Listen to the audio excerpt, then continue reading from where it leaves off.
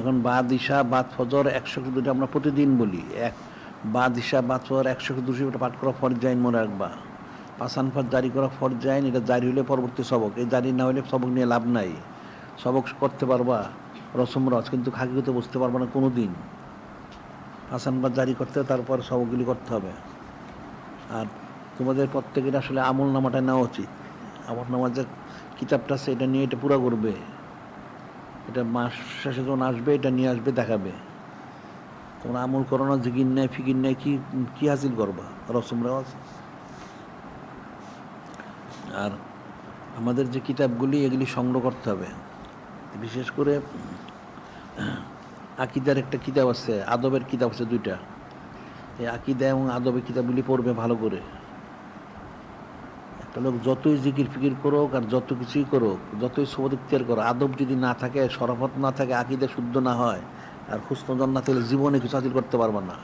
যেমন উদাহরণ দিই সবসময়, উবাই বিন সুলুন মুনাফেক সর্দার। ওই মুনাফেক সর্দারটা 9 বৎসর নূরে মুজাসসাম হাবিবুল্লাহ হুজুর পাক সাল্লাল্লাহু ওনার সবদ ইখতিয়ার 9 বৎসর। সে মুনাফেক সর্দারই মারা গেছে। কেন? তার আকিদা অশুদ্ধ ছিল, হুসন ছিল, চরম বেয়াদব ছিল, আদব শরবত ছিল না, যার জন্য মুনাফেক হয়ে মারা গেছে। এখন এর জন্য আমাদের আকিদের কিতাব আর আদবের কিতাবটা পড়তে হবে। আকিদা শুদ্ধ হইতে হবে, হস্তজন থাকতে হবে, আদব সরাবত থাকতে হবে। তখন জিকির করলে জিকিরটা তোমার ফয়স্তা উজ্জ্ব তোমার বলবে, মানে কোনোদিন ফয়স্তা উজ্জ্ব বলবে না। তুমি যত কিছুই করো, ওই রসমরা যেটা হবে না। দুনিয়ার সব জায়গায় ফাঁকি দেবে, এখানে ফাঁকি দিতে পারবে না। ফয়েসটা অন্য জিনিস। যার চুচারা কিলো কালচার যে ব্যতিক্রম, ফয়েস কোনোদিন পচবে না, কোনোদিন ফয়েস পচবে না। এটা মনে রাখবা, বিষয়টা কঠিন বিষয়। এই জন্য তোমাদের আদব সরাব শিখতে, আদবের কিতাব আর আকিদের কিতাব পড়বা বেশি বেশি। আর আমাদের ওজিফার যে কিতাবটা আছে, এর সামনে অনেক কিছু আদবের ব্যাপার আছে, অনেক কিছু জরুরি মাসালা আছে এলমে তাসাউফের। ওজিফার কিতাবটা এটা পাঠ করবে প্রতিদিন কম বেশি, তাতে কিছু বুঝতে পারবে। আর এটা তো বলছিলাম যে কালকে পারিবারিক তালিমের বিষয়টা, এটা পারিবারিক তালিম দিতে হবে। এখন তোমার পরিবার, ছেলে মেয়ে যারা সেদের তালিম দিয়ে প্রতিদিন কমসে কম আধা ঘন্টাই যথেষ্ট। যে সময় সবাই থাকে একসাথে, নিয়ে তাদের নামাজ কালাম জিকির ফিকির কী হলো কিনা সব খোঁজখবর নিয়ে কিছু নসিহত করে আমাদের কিতাব থেকে পাঠ করে শোনাবে।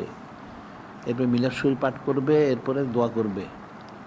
আর তোমাদের যেটা বলা হচ্ছে, তোমরা তো আসবেই, তোমার আসা পর্যন্ত শেষ না। তোমাদের যারা ছেলে আছে এদেরকে আনবে, আর মেয়ে থাকলে মেয়ের যদি বিবাহ দাও, মেয়ের যে আহাল তাকেও নিয়ে আসবে। এরপরে নাতি নাতনি হলে তাদেরকে নিয়ে আসবে, সিলসিলা জারি রাখবে। কাফেররা কিন্তু সিলসিলা জারি রাখে। এই যে কাফেরগুলি 300 বছরের যে পরিকল্পনা করলো মুসলমানের বিরুদ্ধে, এটাকে একজনে করেছে? দেখা যায় 10 পুরুষ গেছে গিয়া, একটা মারা যায়, একটা ওসিয়ত করে যায় যে মুসলমানদের দেখবে মারতে হবে, নাউজুবিল্লাহ। আর মুসলমান অথর্বগুলি, ওগুলি জীবনে এটা বুঝে না যে কাফেরগুলি মুসলমানকে মারতেছে, আর নিজের ইমান হেফাজত করতে হবে, আর কাফেরগুলির যে হেদায়ত করতে হবে, এটা মুসলমান বুঝেই না। তো সে কী করে হেদায়ত লাভ করবে? তো আকল বুদ্ধিই নাই। এই জন্য পারিবারিক তালিম করবে, এবং তোমরাও নিজের আসবে, নিজেদের আলোলাদেরকে আনবে, এটা মনে রাখবা। সিলসিলা জারি করবা। আর এখানে সুন্নত তোমার কথা বলো, সেটা আমি কালকেও বলেছি যে প্রত্যেকেই তোমরা সুন্নত তোমরা প্রচার কেন্দ্র করবে এবং কিতাব প্রচার কেন্দ্র করবে, এটা ফরজ আইন। আর সমস্ত সুন্নতগুলো পালন করতে হবে, এটা আমরা সবসময় বলি। তুমি একদিনে তো সব পারবে না, যদি পারো তো খুব ভালো, নাইলে তুমি একটা একটা করে করো। কমসে কম প্রতি মাসে একটা সুন্নত তোমরা পালন করো। আরও আগে 15 দিনে সপ্তাহে পারলে ভালো, একটা একটা করে করতে হবে। একসময় তো অনেক পালন হয়ে গেছে, একদিনে তো সব হয় না। এটা আস্তে আস্তে করতে থাকলে একসময় হবে। এই জন্য তোমাদের সুন্নতকে পালন করতে হবে। আর এই প্রচার কেন্দ্র করবে, নিজে করবে। প্রচার কেন্দ্র অর্থ কী? ওখানে সুন্নত দ্রব্য বিক্রি করবে, কিতাবাদি বিক্রি করবে। বিক্রি না করলে প্রচার হবে না। তুমি মুখে মুখে বললে একজন শুনলো, ওইটা কোনোদিন প্রচার হবে না। আর তুমি বিনা পয়সা দিবা কয়টা, ওটা বিক্রি করবে। প্রচার কেন্দ্র করো, সেখানে কিতাবাদি বিক্রি করবে, সুন্নত দ্রব্য সামগ্রী বিক্রি করবে। যারা মানুষ নিবে সে তারা আমল করবে।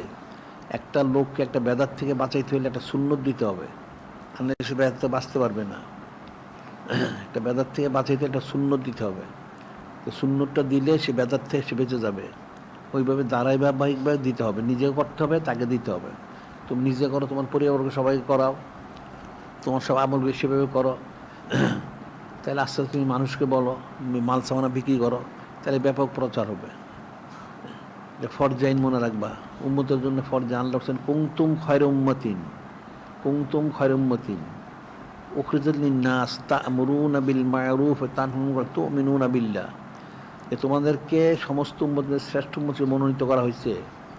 এখন এই শ্রেষ্ঠত্ব বজায় রাখতে হলে তোমাদেরকে সৎ কাজ আদেশ করতে, বদ কাজ নিষেধ। সৎ কাজটিকে আসল সৎ কাজ হচ্ছেন সুন্নত মোবারক সুবহানাল্লাহ সাল্লাল্লাহু আলাইহি ওয়াসাল্লাম, আর বদ হচ্ছে বেদাত। সৎ কাজের সুন্নত আদেশ করবে, বেদাত থেকে বিরত রাখবে। এবং খালেস ইমান আনবে কী করে? খালেস ইমান আনতে হলে বায়াত গ্রহণ করে সবক নিয়ে জিকির ফিকির করতে হবে, তখন তোমার খালেস ইমান হবে। তোমার জীবনে কোনোদিন ইমান শুদ্ধ হবে না। যারা জিকির ফিকির করে না, জীবনে আগে ইমান শুদ্ধ হবে না। এই যে নূরে মুজাসসাম হাবিবুল্লাহ হুজুর পাক সাল্লাল্লাহু আলাইহি ওয়াসাল্লামকে সবচেয়ে বেশি মহব্বত করতে হবে। এটাকে সোজা জিনিস মনে করো। সবাই তো ইমানদার দাবি করে, কয়জন ইমানদার আছে আসলে? খুঁজলে পাওয়া মুশকিল, সারা পৃথিবীতে ইমানদার পাওয়া মুশকিল হবে। কেউ নূরে মুজাসসাম হাবিবুল্লাহ হুজুর পাক সাল্লাল্লাহু আলাইহি ওয়াসাল্লামকে বেশি মহব্বত করে না, নাউজুবিল্লাহ। সব রসমরাজ মুখে মুখে করে, মুখে মুখে করলে অন্তর থেকে করতে হবে। এই জন্য নিজে পালন করতে হবে, মানুষকে পালন করাইতে হবে।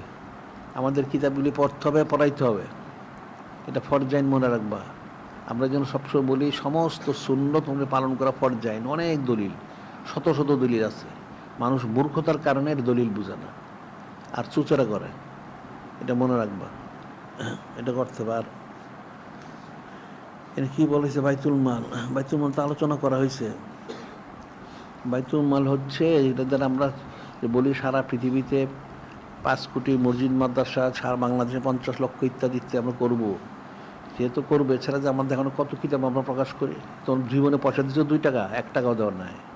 আমরা কোটি কোটি টাকার কিতাব ছাপাই ফেলছি। এর মধ্যে আরও কোটি কোটি টাকার কিতাব আমরা ছাপাবো। নতুন নতুন কিতাব দেখবে, আরও অনেক কিতাব বের হবে।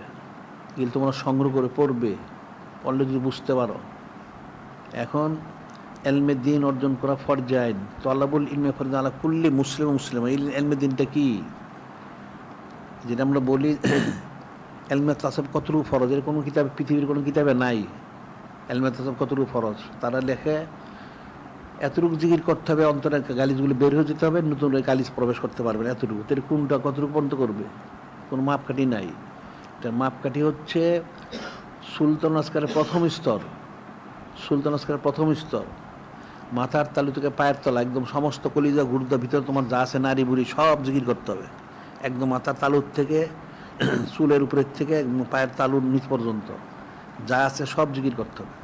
এটা হলো সুলতান প্রথম স্তর। এটা যদি জারি করতে পারো তাইলে তোমার ফরজ পরিমাণ ইলমে তাসাব হইল। তোমার ভিতর থেকে সব গালিজগুলো বের হয়ে যাবে, নতুন কোনো গালিজ প্রবেশ করতে পারবে না।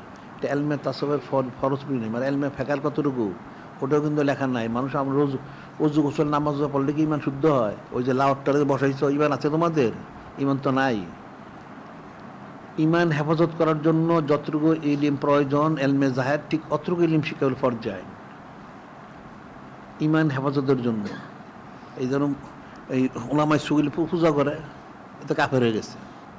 এই মাসালাটা জানলো ফরজ আইন যে পূজা করা হারাম, মুশরিকের কাছে যাওয়া হারাম, মন্দিরে যাওয়া হারাম। এই নিমটা অর্জন করা ফরজ। অজু গোসল নামাজ তো ফরজ হবেই, সবগুলি ফরজ। যেগুলি দিয়ে তোমার আমল করলে ইমান নষ্ট হয়ে যায়, ওই ইলিমটা অর্জন করা ফরজ। যেটা না শিখলে তুমি ইমান রক্ষা করতে পারবে না। ওই সমস্ত ইলিমগুলো অর্জন করতে হবে। আমাদের কিন্তু অনেক কিতাব বের করতেছি, এগুলো তোমরা সংগ্রহ করবে। আমাদের কিতাব আর এছাড়া প্রায় 600-র বেশি হয়ে গেছে। আর মাসিক আল বাইনের শরীফ তো 300-র বেশি হয়ে গেছে। আর দৈনিক আল ইসলাম শরীফ তো প্রতিদিন বের, প্রায় এখানে হাজার হাজার হয়ে গেছে। 30 বছর ধরে আবার বের করতেছি। তোমাদের কোনো খবরও নাই, তুমি তো জানোই না। তো তোমাদের অজ্ঞতার মূর্খতা তোমাদেরকে শেষ করে দিছে। কিন্তু খবর রাখো না, পড়াশোনা করো না। মাসিক আর দৈনিক আল ইসলাম অনেক কিছু জরুরি লেখা যায়, যেটা একটা মুসলমানের জন্য শিক্ষণীয় অনেক কিছু থাকে। ঈমান আকীদার অনেক বিষয় আছে, এটা সংগ্রহ করবে। কাজে হাজার হাজার কপি সংখ্যা বের হয়ে গেছে। এগুলি সংগ্রহ করতে হবে। এগুলি ওই বাইতুল মালের সাথে সংশ্লিষ্ট। আর ইমান বাঁচানো তো বলা হচ্ছে, ইমান বাঁচানো যেটা আইনি ব্যবস্থা করা হয়, যেগুলি ইমান বাঁচানোর জন্য অনেকগুলি আমরা করেছি। ইদানিকালে দেখো যে একটা লোক এই চাঁদপুরেই তো মনে হয় একটা ওই কাফেরে কোপাইছিল, তাকে তো তারা জেলে নিয়ে গেছে। জেলে নিয়ে গেছে, তার কে ছুটাইবে? কেউ ছুটার লোক তো নাই। তো ওখানে আমরা চেষ্টা করলাম, সে কিন্তু তার দ্বারা পরে উচ্চ আদালতে এনে তার জামিনের ব্যবস্থা করা হয়েছে। এগুলি বিনা পয়সা বাতাসে হয় না। ওই আদালতে গিয়ে যারা উকিল টুকিল আছে জিজ্ঞেস করো কয় টাকা লাগে, অনেক পয়সা লাগে এগুলি ছুটাইতে। এরকম বহু কাজ করা হয়েছে। যার একটা মহিলা অনেক আগে ওই পোশাক সম্বন্ধে বলেছিল, তার এনে হাজতে ঢুকাইছিল, ওই তাকে তো কেউ কে ছুটাইবে, ওরা তাকে ছুটানো হয়েছে। এরকম অনেক বিষয় করা হয়েছে। তো তোমাদের আইনি বিষয়গুলিটা আলোচনা করার প্রয়োজন ছিল এখানে। তাই কি ঘুমাই থাকা বাড়িতে তো কেমন হবে? আইনি বিষয়টা আলোচনা, তার কি আমরা যে আইনে কী কার্যক্রম আমাদের এটা এই যে জানা হচ্ছে, এটা কিছুই জানে না। তোমরা তো কোনো কিছু আসন সৌদিক থেকে জানবে কোত্থেকে? বছরে একবার আসবা, দুইবার আসবা, জীবনও তো শিখবা না, শিখবা কোত্থেকে? খালি ওই মানে তথাকথিত যা গদ কতগুলি গদ শিখবা, এই গদই করবার কি? তো ইমান হেফাজত হবে কোত্থেকে? ইমান হেফাজত কোনো ব্যবস্থা তোমরা করো না। ওখানে তোমরা শরিক থাকবে।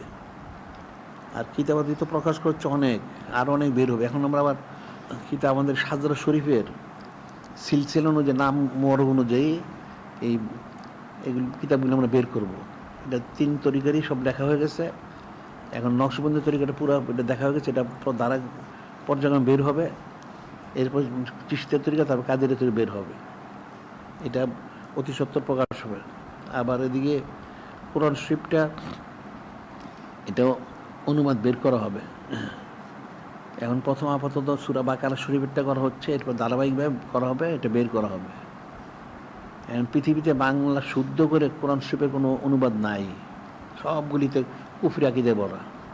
এটা বিশুদ্ধ আকীদা সম্বলিত। এরকম অনেক কিতাব আছে। আর অনেকগুলো তোমরা বুঝবো না, যেমন এস্তাও সম্পর্কে কিতাব বের হয়েছে, এস্তাও বুঝো? তোমরা বুঝো? তোমাদের ওস্তাদরাই বুঝে না, তোমরা বুঝবো কোত্থেকে? এস্তা তো মানুষ বুঝে না। পৃথিবীর কোনো ইতিহাসে এস্তা সম্পর্কে কোনো আলোচনা নাই, মানুষ কেউ জানে না। এই তোমাদের যত ইমাম মুস্তাহিদকে, ওটা কেউ জানে না অর্থ। ওই এস্তা কিতাবটা পড়ে দেখো, বুঝবা। আরেকটা বেরোছিল কিসসাতুল গারানিক, অনেক কয়েকদিন আগে, ওটা ইমানের জন্য, ওইটা পড়ে দেখো। তোমরা তো জানোই না কিছু, ইমান হেফাজত করবো কোত্থেকে? ওটা জরুরি বিষয়, কিসসাতুল গারানিক। তারপর আরও কিছু কিতাব বের হবে যে কুদরত সম্পর্কে, এই সম্পর্কে পৃথিবীতে কোনো কিতাবে কিছু লেখা নাই, ওইটাও বের হবে। এরকম অনেক জরুরি কিতাব বের হবে, যেটা দিনী বিষয়, সুরতান হাকিকতান। আরেকটা হচ্ছে দুনিয়াবী বিষয়, যেমন এই উপজাতি সম্পর্কে, তারা কত প্রকার কী, যে তারা আদিবাসী দাবি করে কতটুক তাদের দুনিয়ার দৃষ্টিতে গ্রহণযোগ্য, সেটা এটার কিতাব আমরা বের করছি। চিরস্থায়ী বন্দোবস্ত কিতাব বের করা হয়েছে। আরেকটা হচ্ছে কাসাসুল কোরআন শরীফ, এই যে লাওয়াতগুলি আসছে, লাওয়াতগুলির কী শাস্তিটা হয় হযরত লূত আলাইহিস সালামের, ওটা একটা বের হয়েছে। এগুলি সংগ্রহ করে পড়বে। এরপরে আঙ্গুলের ছাপ সংক্রান্ত, ছবি তোলা প্রয়োজন নাই, আঙ্গুলের ছাপই যথেষ্ট, এটা একটা কিতাব সম্পূর্ণ কিছুদিনের মধ্যে এটা ছাপাখানা দেওয়া হবে এবং ছাপানো হবে। এই অনেক কিছু। তারপরে যেমন এই যে ধরুন তোমাদের এই যে চট্টগ্রামে বন্দর দখল করতে চায়, পাহাড়ি এলাকা দখল করতে চায়, তারা ওই তারকা সংযোগ, স্টার্লিং বলে তারা, এটা উপগ্রহের মাধ্যমে তার সংযোগ দেয়, দিয়ে একটা দেশে ফেতনা সৃষ্টি করে। এটা কী বিষয়টা? এটা আমরা তারকা সংযোগ, আমাদের কিতাব বের হয়েছে, এটা সঙ্গে পড়বা তোমরা। আবার এই যে তোমাদের যে বন্দরটা নিতে চায়, ডিপি ওয়ার্ল্ড যেটা বলা হয়, এই কাফের উপরে একটা কিতাব লেখা হয়েছে, এটাও ছাপাখানায় দেওয়া কিছুদিনের মধ্যে। আবার আরেকটা হচ্ছে এখানে যে ওই কাফেরগুলি ইহুদি সংঘ, যেটা জাতিসংঘ বলে মানুষ, ইহুদি সংঘের এই যেখানে মানবাধিকার, কথিত মানবাধিকার যে এরা অফিস করে, এটার যে কুফরি বিষয়গুলি, এটার উপরে একটা কিতাব লেখা হয়েছে, এটাও ছাপা হবে কিছুদিনের মধ্যে। তারপর আরও কত কিছু, যে তোমাদের চট্টগ্রাম বন্দরে গম আসছে, কতগুলি সোয়াবিন আসছে, এটা এগুলির মধ্যে কী আছে জানো? এগুলি জিএমও ফুড খাদ্য বলা হয়। এগুলি যদি খাও তোমরা, এটা মনে রেখো, তোমাদের ক্যান্সার হবে, বন্ধ্যাত্ব রোগ হবে। এই জন্য এটা আনছে, যে বাংলাদেশের সংখ্যালঘু বেশি হয়ে গেছে, 51 কোটি হয়ে গেছে, তাহলে লোক তো কমাইতে হবে। তো লোক কমাইতে হলে ওটা খাওয়াইলে ক্যান্সার হলে তোমার মরবা তাড়াতাড়ি, নাউজুবিল্লাহ। ওই যে তখন করোনার সময় টিকা দিচ্ছে, আমরা মানা করছিলাম, যেগুলি ঠিক আছে, অনেকগুলি মারা গেছে। ওটা মুসলমানের মারার জন্য করছিল, মূল করছে চীনটাই, নাস্তিকটা, এটা কাঠটা কাফের একটা নাস্তিক। এটা মুসলমানের মসজিদ মাদ্রাসা সারাদিন ভিতরে ভাঙে, এটা প্রকাশ করে না। এই কাফেরটা এরা যে 300 বছরের পরিকল্পনা করেছিল, 1145 থেকে 1445-এর মধ্যে তারা বলছিল সারা পৃথিবী থেকে মুসলমানদের মিটাই দিবে, নাউজুবিল্লাহ। এখন তো পারে না।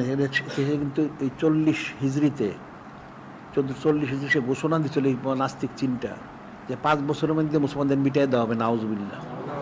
এরপরে কিন্তু তার ওই করোনা রোগটা শুরু হয়। এই কাফেরের দেশে প্রায় 25 কোটি লোক মারা গেছে। এই কাফেরের দেশে সারা পৃথিবীর কাফের অনেক মারা গেছে। এগুলি এই তোমাদের ইঞ্জেকশন যা পাঠাইছে এখানে করোনার নাম দিয়ে তোমাদের মারার জন্য, যারা দিচ্ছে অনেক মারা গেছে দেখবা। আর না মারা গেল লুলাল্যাং রয়ে গেছে। এই কাফেরদের যে ষড়যন্ত্র চক্রান্ত, এটা তো মুসলমানরা বুঝেই না। এই যে মধ্যে কতদিন ধরে ওই যে কি দিচ্ছে, ওই যে মহিলাদেরকে ইয়ে দিছে, এটা ওইটা হ্যাঁ টিকা মদত দিছিল। এটা উদ্দেশ্য হলো মেয়েদেরকে দিবে। মেয়েদেরকে কেন দিবে? তার কি পয়সা বেশি হয়েছে, মহব্বত পয়দা হয়েছে? দিলে তাইলে যেন মেয়েদেরা সন্তান না হয়, ওই জন্য এটা দিচ্ছে। এটা আমরা নিষেধ করেছিলাম, কেউ দিও না এটা। কাফেরদের এখন পুরো ষড়যন্ত্র। ঠিক ওই যে যেটা জিএমও খাদ্য বলা হয়, এই গম যদি খাও আর ওই সোয়াবিন যদি খাও তাহলে তোমাদের ক্যান্সার হবে, নাউজুবিল্লাহ। আর যারা পুরুষ মহিলা সবারই বন্ধ্যাত্ব রোগ হবে, নাউজুবিল্লাহ। এটা মনে রাখবে, লেখা রাখবে এটা। যেগুলি এখানে নামতে দেওয়া উচিত না। আর যদি নামতে দেওয়া তাহলে গেলে এখানে কোন বাজারে ছাড়লে তোমরা তো বাজার থেকে খাদ্য কিনা খাবা, আটা কিনবা, ময়দা কিনবা, তেল কিনবা। আর নাহলে তোমরা ওই হোটেল রাস্তাগুলো খাদ্য খাবে, রুটি খাবে, এটা সেটা খাবে, ওখানে মিশাই দিবে। মিশাই দিলেই তো তোমার সমস্যা। আর এখন তো সারা বাংলাদেশে মানুষের রোগ শোক অনেক বেশি হয়ে গেছে।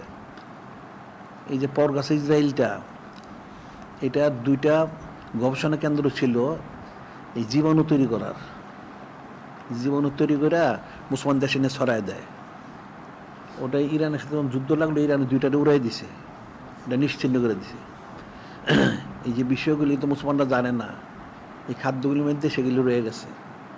এটার উপরে একটা আমরা কিতাব কাজ চলছে, এটাও একটা আমরা ছাপাবো। এগুলি তোমরা সংগ্রহ করে পড়বে। তাহলে তোমাদের নিজের স্বাস্থ্য রক্ষা করা এটা হলো ফরজ আইন। প্রত্যেকের স্বাস্থ্য রক্ষা করা এবং এই লিমিট অর্জন করাটা ফরজ। যে খাদ্য খেলে স্বাস্থ্য নষ্ট হয় সেটা খাওয়াতে বেঁচে থাকা ফরজ, আর যেটা খেলে স্বাস্থ্য ভালো হয় সেটা এই লিমিটটা জানাটা ফরজ। এই বিষয়ে কিতাব আমাদের অনেক রকম কিতাব আমাদের বেরোচ্ছে, এগুলো তোমরা সংগ্রহ করবে। আমরা যে বলি কোটি কোটি কিতাব, আমরা ইনশাল্লাহ কোটি কোটি কিতাব বের করবো ইনশাল্লাহ। এখন তোমরা এর মধ্যে তোমরা শরিক থাকবে। কিতাব যে ছাপানো হয়, ছাপানোর জন্য তোমরা এখানে পয়সা দিয়ে শরিক থাকবে, মনে থাকবে, মাল দিবা, মনে রাখবা। আর দৈনিক আল ইসলাম শুতে বেরোচ্ছে প্রতিদিন, মাসিক আলমান শুধু মাসে মাসে বের হয়। এখানে বিজ্ঞাপন সংগ্রহ করে দিবে। বিজ্ঞাপনটা একটা দৈনিক পত্রিকা বের হইতে কত টাকা লাগে জানো? জানো না, অনেক টাকা খরচ। একটা দৈনিক প্রতিদিন বের হচ্ছে 12 পৃষ্ঠা, অনেক টাকা খরচ, লক্ষ লক্ষ টাকা, দৈনিক লক্ষ লক্ষ টাকা খরচ হয়। তোমরা 1 পয়সাও দাও না। তোমরা মুখে মুখে তোমরা বায়া দিচ্ছ, মুড়ি দিচ্ছ, মহব্বত দেখাও। এই মহব্বতের 2 পয়সা দাম নাই, বুঝলে? এই মহব্বতে তোমাদের 2 পয়সা দাম নাই। তোমরা রোজ মেরে মহব্বত করো। সময় দিতে হবে, মাল দিতে হবে। সাহাবাই কিরা আমরা জন্য কী করছেন দেখো, সময় দিচ্ছেন, মাল দিচ্ছেন, জানও দিচ্ছেন। এখন তো জান দেওয়ার সময় নেই, সময় দিবার, মাল দিবা, তাইলে যদি কিছু হাসিল করতে পারো। আর এখানে বলা হচ্ছে দান বাক্স, হাদিয়া বাক্স, এগুলি তো প্রত্যেকে বলা হয়েছে প্রত্যেকের বাড়িতে তোমরা দান বাক্স, হাদিয়া বাক্স রাখবে। এটা তোমার ব্যক্তিগতই ভালো ফায়দা হবে। হাদিস শরীফে আছে, কেউ যদি ঘর থেকে বের হয় তখন যদি কিছু দান করে বের হয়, দান করে বের হলে সে যতক্ষণ ফিরে না আসবে তার সাথে 2 জন হযরত ফেরেশতা তারা পাহারা দিবেন, তাকে নিরাপদে বাড়িতে পৌঁছে দিবেন। সুবহানাল্লাহ। আর হাদিয়া বাক্স যেটা সৈয়দ সুজার শরীফ, এটা হচ্ছে যদি সত্যি সে খালেস নিয়তে এই বাক্সে সে হাদিয়া রাখে তাহলে যে নিয়তটা তার পুরো হবে। সুবহানাল্লাহ। এখন আসলে তোমাদের আকীদাই শুদ্ধ নয়, মানুষের থেকে ফায়দা পাবে থেকে? আকীদা শুদ্ধ না হলে তো ফায়দা পাবেন না। আকীদাটা শুদ্ধ হইতে হবে, শুদ্ধ আকীদায় করো, দেখো সব পত্রের বরকত থাকবে। এটা মনে রাখবে। সবাই দান বাক্স, হাদিয়া বাক্স নিবা, যাই জমা করো তুমি, ওই যে বলা হচ্ছে তারা আরবি মাসের 10 তারিখের মধ্যে জমা দিয়ে দিবা। এটা তোমাদেরই ফায়দার জন্য। তো আর এখানে বলা হচ্ছে আল মুতমাইন্না মাউসু হাসপাতাল করা হয়েছে চিকিৎসার জন্য। এখানে মহিলাদের, মেয়েদের পর্দার সাথে চিকিৎসা, পৃথিবীর কোথাও পর্দার সাথে চিকিৎসা হয় না, এখানে একমাত্র হয়। এটা মনে রাখবা। এখন তোমাদের মহিলাদের ব্যাপারটা চিকিৎসা করো, কবিরে গুণ হবে না, দ্বিগুণ কবিরে গুণ হবে তোমাদের। যখন এটা ছিল না তখন কষ্ট, সেটা মাজুর, কিন্তু এখন তো মাজুর না, এখন কবিরে গুণ হবে। এখান থেকে চিকিৎসা করো মহিলাদের, মনে থাকে যেন। আর আমাদের সুন্নত প্রচার কেন্দ্র থেকে সমস্ত মালগুলি সংগ্রহ করবে। আমরা যে এই সুন্নত প্রচার কেন্দ্র করছি, এখন এটা সুন্নত তোমরা চিনো? জীবনে চিনছিলে কোনো দিন? জীবন সুন্নত চিনো না, জানো না। এখনও যারা কথিত বড় বড় যারা কথিত আলেম আছে, জিজ্ঞেস করে তো এবার টুপির সুন্নতটা কি, এটা নালাইনের সুন্নত কি বলো দেখি, একটা জবাব দিতে পারবেন না। তো এই দুইটাই তো জানতে হলে বাকিগুলি জানবে কোত্থেকে? হ্যাঁ, বাকি জানবে কোত্থেকে? আমরা কিন্তু হাজার হাজার সুন্নত শিক্ষা দেওয়া হচ্ছে। এখান থেকে মাল সংগ্রহ করবে, সুন্নতগুলি সংগ্রহ করবে, এই যা আছে নিত্য প্রয়োজনীয় এগুলি সব এখান থেকে সংগ্রহ করবে। এখন সংগ্রহ করলে এখানে যারা ঢাকা শহর থেকে ঢাকা শহরে নিতে পারে বা গাড়িতে পৌঁছায়, সারা দেশে তো আমাদের গাড়ি ঘুরে, তো বললে সেগুলি ইয়ে করবে। এখন এইগুলি এখন তোমরা নিবে, এটা আবার বিক্রি করার ব্যবস্থা করবে। বিক্রি করার ব্যবস্থা করলে এটা প্রচার হবে। তোমার প্রত্যেক এখন যে 1000টা প্রচার কেন্দ্র করা যায়, দোকান করা যায় সুন্নত মোহর এবং কিতাবের জন্য, তো একটা করে করলে তো 1000টা হয়ে গেল। একটা সুন্নত পালন করলে বলা হচ্ছে আখিরি জামানায় মান তামাসসাক বিসুন্নাতি ফাসাদুন ফালাহু আজরু মিয়াতে শহীদ। একটা সুন্নত করলে কমসে কম 100 শহীদ, ওনাদের সমগ্রাণ সওয়াব। কেমন শহীদ? বদর এবং হুদের জিহাদে। এটা হলো হাদিস শরীফে বোঝানোর জন্য বলেছে। কিন্তু হাকিকতটা কি জানো? হাকিকতটা হচ্ছে একখানা সুন্নত মোবারক দিদি, এটা মানুষ জানে না। একখানা সুন্নত একটা পাল্লায় রাখা হয়, আর সৃষ্টির শুরু থেকে শেষ পর্যন্ত সব যত যা আছে একদম হচ্ছে ফেরেশতারা বলো, অন্যান্য যার সবাইকে বলো, সকলের আমল যদি এক পাল্লায় দেওয়া হয়, আর নূরে মুজাসসাম হাবিবুল্লাহ হুজুর পাক সাল্লাল্লাহু আলাইহি ওয়াসাল্লাম ওনার একখানা সুন্নত একটা পাল্লায় দিলে এটাই ভারী হবে। সুবহানাল্লাহ। কাজী তুমি যে প্রচার করলে মানুষ নিল, তাইলে এখন তো হাজার হাজার লোক নিয়ে গেল, হাজার হাজার সুন্নত জারি হয়ে গেল, তো কত ফজিলত পাবে তুমি। এখন খালি তুমি দুনিয়াটা দেখো, তুমি হায়াতে তোমার অনেক কিছু দরকার, চক্ষুটা বন্ধ হলে কী করবা? দুযোগে যাবে, নাউজুবিল্লাহ। কিন্তু পরকালে নাজাদের জন্য এই ব্যবস্থা করতে হবে। তোমাদের সুন্নত প্রচার কেন্দ্র করতে হবে, কিতাব প্রচার কেন্দ্র, বিক্রয় কেন্দ্র করতে হবে, এটা মনে রাখবে। আমরা এখান থেকে সমস্ত কিছু সংগ্রহ করবে। তোমরা যে 12 শরী পালন করো, এখান থেকে সব সংগ্রহ করবে, সব কিছু করবে। এটা বারবার বলা হয়েছে। আবার কালকে তো বাদ জোহর থেকে আসর পর্যন্ত বিশেষ আলোচনা হচ্ছে, তোমাদের শাফিউল ইসলাম আলোচনা করবে, এগুলি শুনবে, তোমার শুনে এগুলি আমল করবে। আর এরপর হচ্ছে এখানে এটা আমরা তো বলছি, কাজ তো অনেক, তোমরা তো একটা কাজও করো না, তো কেমনে হবে? সেটা হলো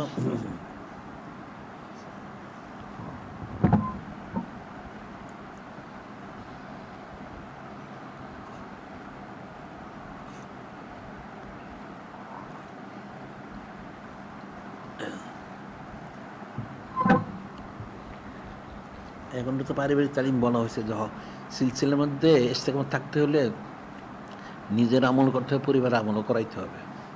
আরেকটা জিনিস মনে রেখো, এটা মুখস্থ করো, সেটা হলো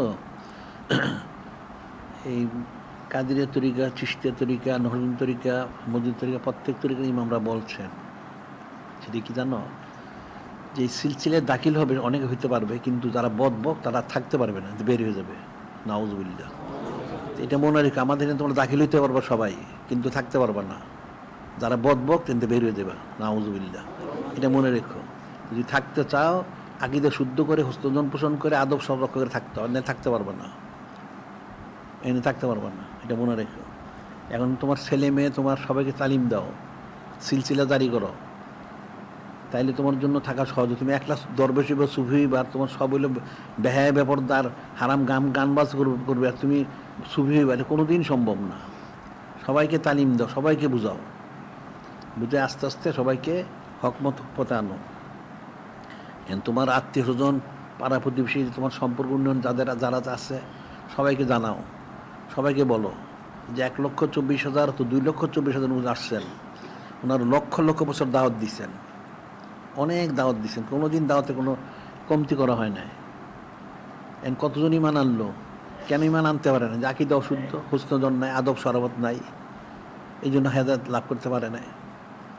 তো এই জিনিসগুলি মনে রাখতে হবে এবং তোমরা সবাইকে দাওয়াত দিবা। আর লোক এনে বায়াত করে একটা লোকের আকীদা শুদ্ধ হয়ে গেল। যে হাদিস শরীফ আছে, নূরে মুজাসসাম হাবিবুল্লাহ হুজুর পাক সাল্লাল্লাহু সুন্নি হযরত ইমামুল আউয়াল আলাইহিস ওনাকে, আর হযরত ফকিউল উম্মত মুআয বিন জাবাল রাদিয়াল্লাহু ওনাদেরকে যখন ইয়েমেনে পাঠাইলেন, তখন বলেছিলেন যে আপনাদের দ্বারা যদি একটা লোক হেদায়েত প্রাপ্ত হয় তাহলে আসমান এবং জমিনে যা আছে তার থেকে উত্তম হবে। সুবহানাল্লাহ। কারণ তোমার দ্বারা যদি একটা লোক হেদায়েত হয়, এখন অধিকাংশ লোক কিন্তু ইমান নাই, এটা মনে রাখবা। অধিকাংশ লোক ইমান নেই, কারণ তার আকীদাতে কুফরি আছে। ইমানদার তো কম নাই, তারপরেও এদের মধ্যে কুফরি আছে। তো এই লোকটা যদি বুঝায় তুমি হেদায়েত বায়াত করাইতে পারো, তার আকীদাটা শুদ্ধ করে দিতে পারো, তাহলে তুমি ফজিলতটা পাবে। সুবহানাল্লাহ, এটা মনে রাখবে। আর এরপরে যেটা বলা হচ্ছে, এখন তো সামনে রমজান শরীফ আসতেছে, জাকাত সংগ্রহ করতে হবে। তবে জাকাত কিন্তু সারা বছরই হয়, রমজান শরীফ তো সবাই দেয় না। যাদের নেশাব যখন পুরো হয় তখন সে দিয়ে দেয়। তো বিশেষ করে রমজান শরীফ মাস হচ্ছে শাহরু জাকাত, জাকাতের খাস মাস, এই জন্য রমজান শরীফ বলা হয়। এটা সারা বছরই জাকাতটা সংগ্রহ করতে হবে, মনে রাখবা। আবার ওসর যেটা, ওসর কিন্তু বাংলাদেশের লোকের ওসরের মাসালা জানে না। ওসরটা হলো যখনই ফসল হয় তখনই দিতে হবে। আতো হাকমিমা হাসাদিহি, ফসল যখন কাটবা তখনই দিতে হবে।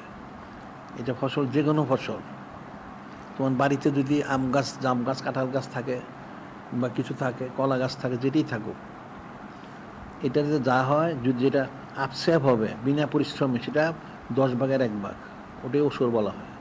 আর যেটা তুমি পরিশ্রম করে ফলাবে সেখানে 20 ভাগের 1 ভাগ তোমাকে দিতেই হবে। এটা যদি তুমি না দেওয়ার, এটা তুমি খাও, তাহলে তুমি হারাম খাবে, নাউজুবিল্লাহ। এই জন্য প্রত্যেকের জাকাত, ফিতরা, ওসর এগুলি তোমরা সংগ্রহ করে এখানে জমা দিবা। তোমাদের প্রত্যেকের জন্য দায়িত্ব করতে ফরজাইন। এখন যারা এখান থেকে কিছু লোককে তো দায়িত্ব দেওয়া হয়েছে, এখন সবারই এটা দায়িত্ব। হয়তো কিছু লোককে নির্দিষ্ট করা হয়েছে এই কাঠা সুশৃঙ্খল করার জন্য, সুশৃঙ্খল করার জন্য। বাকি সবাই দায়িত্বশীল, সবাইকে দিয়ে সংগ্রহ করতে হবে।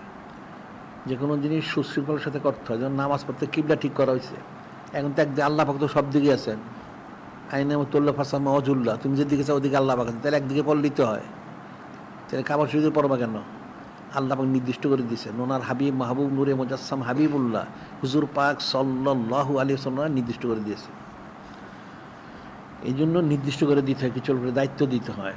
তাই যাদের দায়িত্ব দেওয়া হয়েছে দেশে তোমরা যারা সবাই সহযোগিতা করবা, করে এই কাজগুলি করবে, আর প্রত্যেকে মিলেমিশে থাকবে। এটা মুসলমানদের সম্মিলিতভাবে সমস্ত কাজ করা উচিত। আজকে আমি জুমার সময় বলছি, এটা কোরআন শরীফে রয়ে গেছে, অনেক আয়াত শরীফ আছে। যদি মিলে না থাকো তাহলে কাফেররা তোমাদেরকে ক্ষতিগ্রস্ত করবে। এখন তো মানুষ কোরআন শরীফ পরে কেউ কোনো বুঝে না আসলে, যার জন্য তারা এই যে কাফেররা যে বড় শত্রু, এতে কোনো সম্পর্ক জায়েজ নাই, সম্পূর্ণ হারাম, এটাই মুসলমানরা বুঝে না। সে কী ফায়দা লাভ করবে? এই বিষয়গুলি তোমাদের ইয়ে করতে হবে। আর তোমাদের এখানে প্রতিদিন আসা উচিত। তুমি চট্টগ্রাম প্রতিদিন আসতে পারবা না, তাহলে যত পারো আসবা। আর যখন আসতে পারবা না, তখন আমাদের সিরাতুল মুস্তাকিম, এটা আজকে আলোচনা হয়েছে, তো সিরাতুল মুস্তাকিমের সংযোগ নিয়ে আমাদের আলোচনাগুলি শুনবে। জুমার আলোচনা শুনবে, আবার রাত থেকে আলোচনা করে এগুলি শুনবে। এখানে তো বাদ মাগরিব থেকে আলোচনা হয়, এগুলি শুনবে। অনেক নসিহত আছে এর মধ্যে। ইলিম ববহাস, ইলিম যত চর্চা করা তত বৃদ্ধি হয়, এটা মনে রাখবা।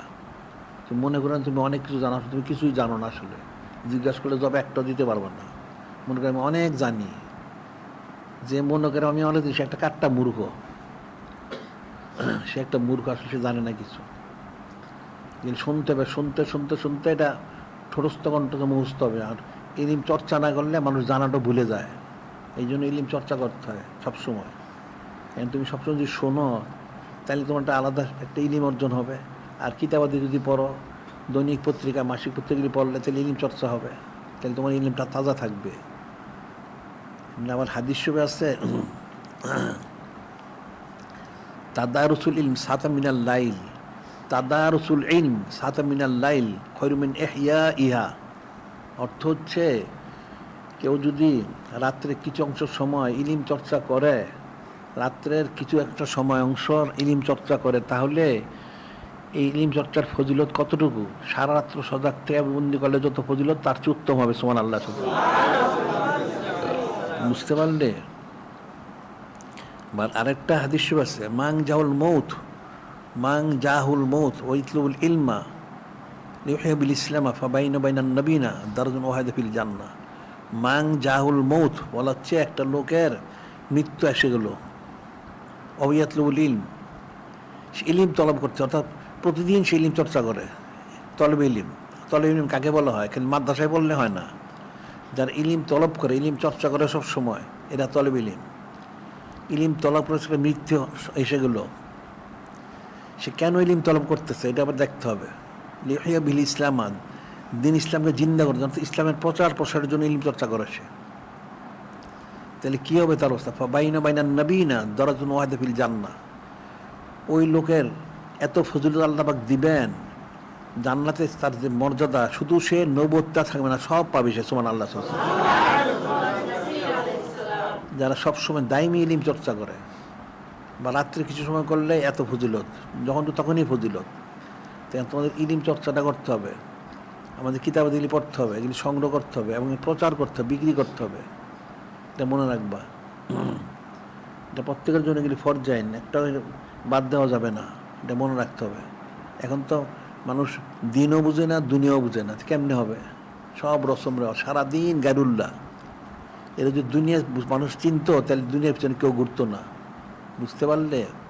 হব্বুদ দুনিয়ার আসু করলে খতিয়া, দুনিয়ার মোহাম্মদ সমস্ত গুনার মূল, নাউজুবিল্লাহ। আর ওই দুনিয়াকে মানুষ মহব্বত করে, নাউজুবিল্লাহ। এই জন্যই কাফের মুশরিকরে মহব্বত করে, লাওয়াতরে মহব্বত করে, ঠিকই তো আছে, ওই জন্যই করে। এই জন্য জিকির ফিকির যদি বেশি করো, সৌদ ইখতিয়ার করো, তাহলে দেখা যাবে এটা দূর হয়ে যাবে। এখন তোমরা এই যখন কিতাব চর্চা করবে, আমাদের কথাগুলো শুনবে, ফিকির করবে, যতটুকু বুঝো ফিকির করবে, তখন তোমার জন্য হকমত পথে থাকা সম্ভব। আর দুনিয়াটা তো শেষ না, তোমার দুনিয়া চক্ষু বন্ধ, তুমি কোথায় যাবে? যদি ন্যাক কাজ করো, আমল শুদ্ধ হয়, তাহলে তুমি জান্নাতে যাবে, আর নাহলে কই যাবে? তো জাহান্নাম ছাড়া কোনো উপায় নাই, নাউজুবিল্লাহ। যেটা মনে রাখতে হবে, তোমাদেরকে এত বলা কথা, নসিহত করা, কি এর মধ্যে কী কারণ? তো তোমাদের হেদায়েতের জন্য। হাদিস শরীফ আছে, কোরআন শরীফ আছে, কি আছে? আল্লাহ পাক রোজে আদল সৃষ্টির শুরু থেকে সমস্ত রূহগুলি সৃষ্টি করে বলেছিলেন, জিজ্ঞাসা আলাস্তু বিরব্বিকুম ক্বালু বালা। আল্লাহ পাক সমস্ত রূহ সৃষ্টি বললেন যে, হে রূহ সম্প্রদায়, আমি কি তোমাদের রবতালা না? সব হ্যাঁ আল্লাহ রবতালা। তখন আল্লাহ পাক বলেছিলেন, তোমরা স্মরণ রেখো, আজকের থেকে হাজার হাজার বছর, লক্ষ লক্ষ বছর তোমরা জমিনে যাবে, সেখানে যে এই কথাটা স্মরণ রেখো। তখন কিন্তু রূহ সম্প্রদায় বলেছিল যে, বারে আল্লাহি, আজকের থেকে হাজার হাজার বছর, লক্ষ লক্ষ বছর আমরা জমিনে যাবো, তখন কি স্মরণ থাকবে? আমরা ভুলে যাব, তখন তো মনে থাকবে না, স্মরণে থাকবে না। তখন যিনি খলিক, যিনি মালিক, যিনি রব, মনে রাখ, তিনি বলেছিলেন যে, ঠিক আছে, তোমাদেরকে স্মরণ করায় দেওয়ার জন্য আমি যুগে যুগে নবী এবং রসুল আলাইহিম তোমাদেরকে পাঠাবো। আচ্ছা ঠিক আছে, তাইলে যখন নবুয়ত রাসূলের দরজা বন্ধ হয়ে যাবে, তখন কি হবে? তখন নায়েবে নবী রসুল আমি পাঠাবো কিয়ামত পর্যন্ত। সুবহানাল্লাহ। সেটা ঠিক নবী রসুল যখন স্মরণ করাই দিচ্ছেন, পরবর্তী সময় আউলিয়া কেরাম স্মরণ করে দিচ্ছেন, এই জন্য তোমাদের স্মরণ করাই দেওয়া হচ্ছে। তোমরা গ্রহণ করলে ফায়দা লাভ করো, না হলে তোমাদের উপরে কাফারা, আর তো করার কিছু নাই। তোমাদের আমরা প্রতিদিন স্মরণ করাই দিই, একদিনও বাদ দেওয়া হচ্ছে না, যে তোমাদের ওই কথারই স্মরণ করে। তোমাদের বলেছিলি যে রব তাআলা আল্লাহ পাক, এটা স্মরণ করানো হচ্ছে। এবং নূরে মুজাসসাম হাবিবুল্লাহ হুজুর পাক সাল্লাল্লাহু মহাসম্মানিত রসুল সাল্লাল্লাহু আলাইহি ওয়াসাল্লাম, এটা তোমাদের স্মরণ করাই দেওয়া হচ্ছে। এছাড়া তোমাদের কোনো ব্যবস্থা নাই, নাজাতের কোনো পথ নাই। এই নাজাতের পথটাই বলা হচ্ছে। এখন স্মরণ করে এগুলি তোমাদের আমল করতে হবে এবং ফিকির করতে হবে। আর সৌদ ইখতিয়ার না করলে ফয়সালা কিন্তু পাওয়া যায় না, এটা মনে রাখবা। সবরটা হলো অন্য জিনিস, যেটা আমরা সবসময় বলি, গতকালও বলেছিলাম, ওয়াইসাল কারনি রহমতুল্লাহ আলাইহি অনেক মহব্বত, ওনার 32 দাঁত ভেঙে ফেললেন। যেন যাদের অসুখ হয়, ওই চিকিৎসকের কাছে গেলে দাঁতটা ফেলতে হবে, আগে ওষুধ খাওয়ায়, দাঁতটা অবশ করে তারপর ফেলে দেয়, মানে ব্যথা পায়। আর উনি নিজের হাতে দাঁতগুলি ভেঙে ফেললেন। কেমন হলো এটা? কত মহব্বত! কিন্তু এত মহব্বত থাকার পরেও উনি কিন্তু সাহাবিয়তের মাকাম হাসিল করতে পারেন নাই। উনি সাহাবিয়তের মাকাম অর্জন করতে পারেন নাই, রাদিয়াল্লাহু রদওয়ান এই মাকামে বুঝতে পারেন নাই, কারণ উনি সবর ইখতিয়ার করতে পারেন নাই। ওনাকে খায়রুত তাবিঈন বলা হয়েছে। আবার এটা সম্পর্কে হযরত মুজাদ্দিদ আল-হাসান উনি বলছেন, ওনার কি উনি লেখছেন যে আসলে হযরত ওয়াইস আল কারনী রহমতুল্লাহ আলাইহি ওনার সমজে ত্রুটি আছিল। কেমন?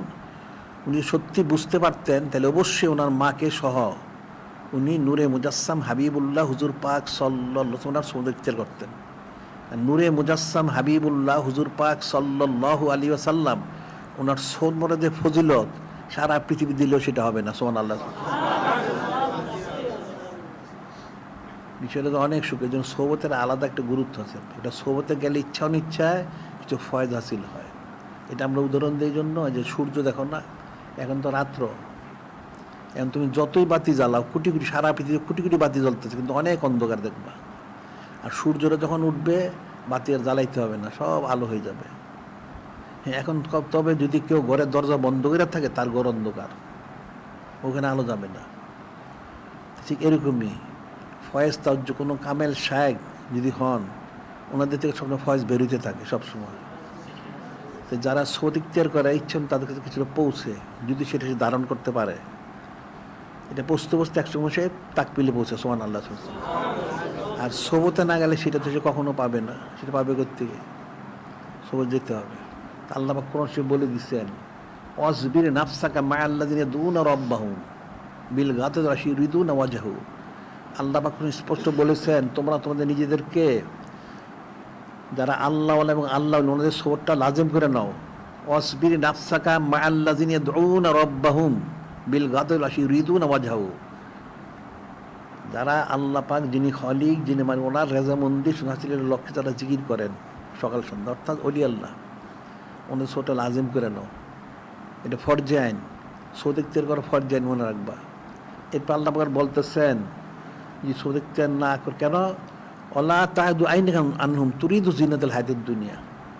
তোমরা দুনিয়ার মোহে মোহগ্রস্ত, আল্লাহ নিজেই বলে দিচ্ছেন, দুনিয়ার মোহে মোহগ্রস্ত হয়ে তোমার ব্যবসা, তোমার চাকরি, ক্ষেত খামার, অমুক তমুক ইত্যাদি নানান ঘর সংসার, এই সুতানাদা দিয়ে দূরে থেকো না, থাকলে গোমরা হয়ে যাবে। নাউজুবিল্লাহ।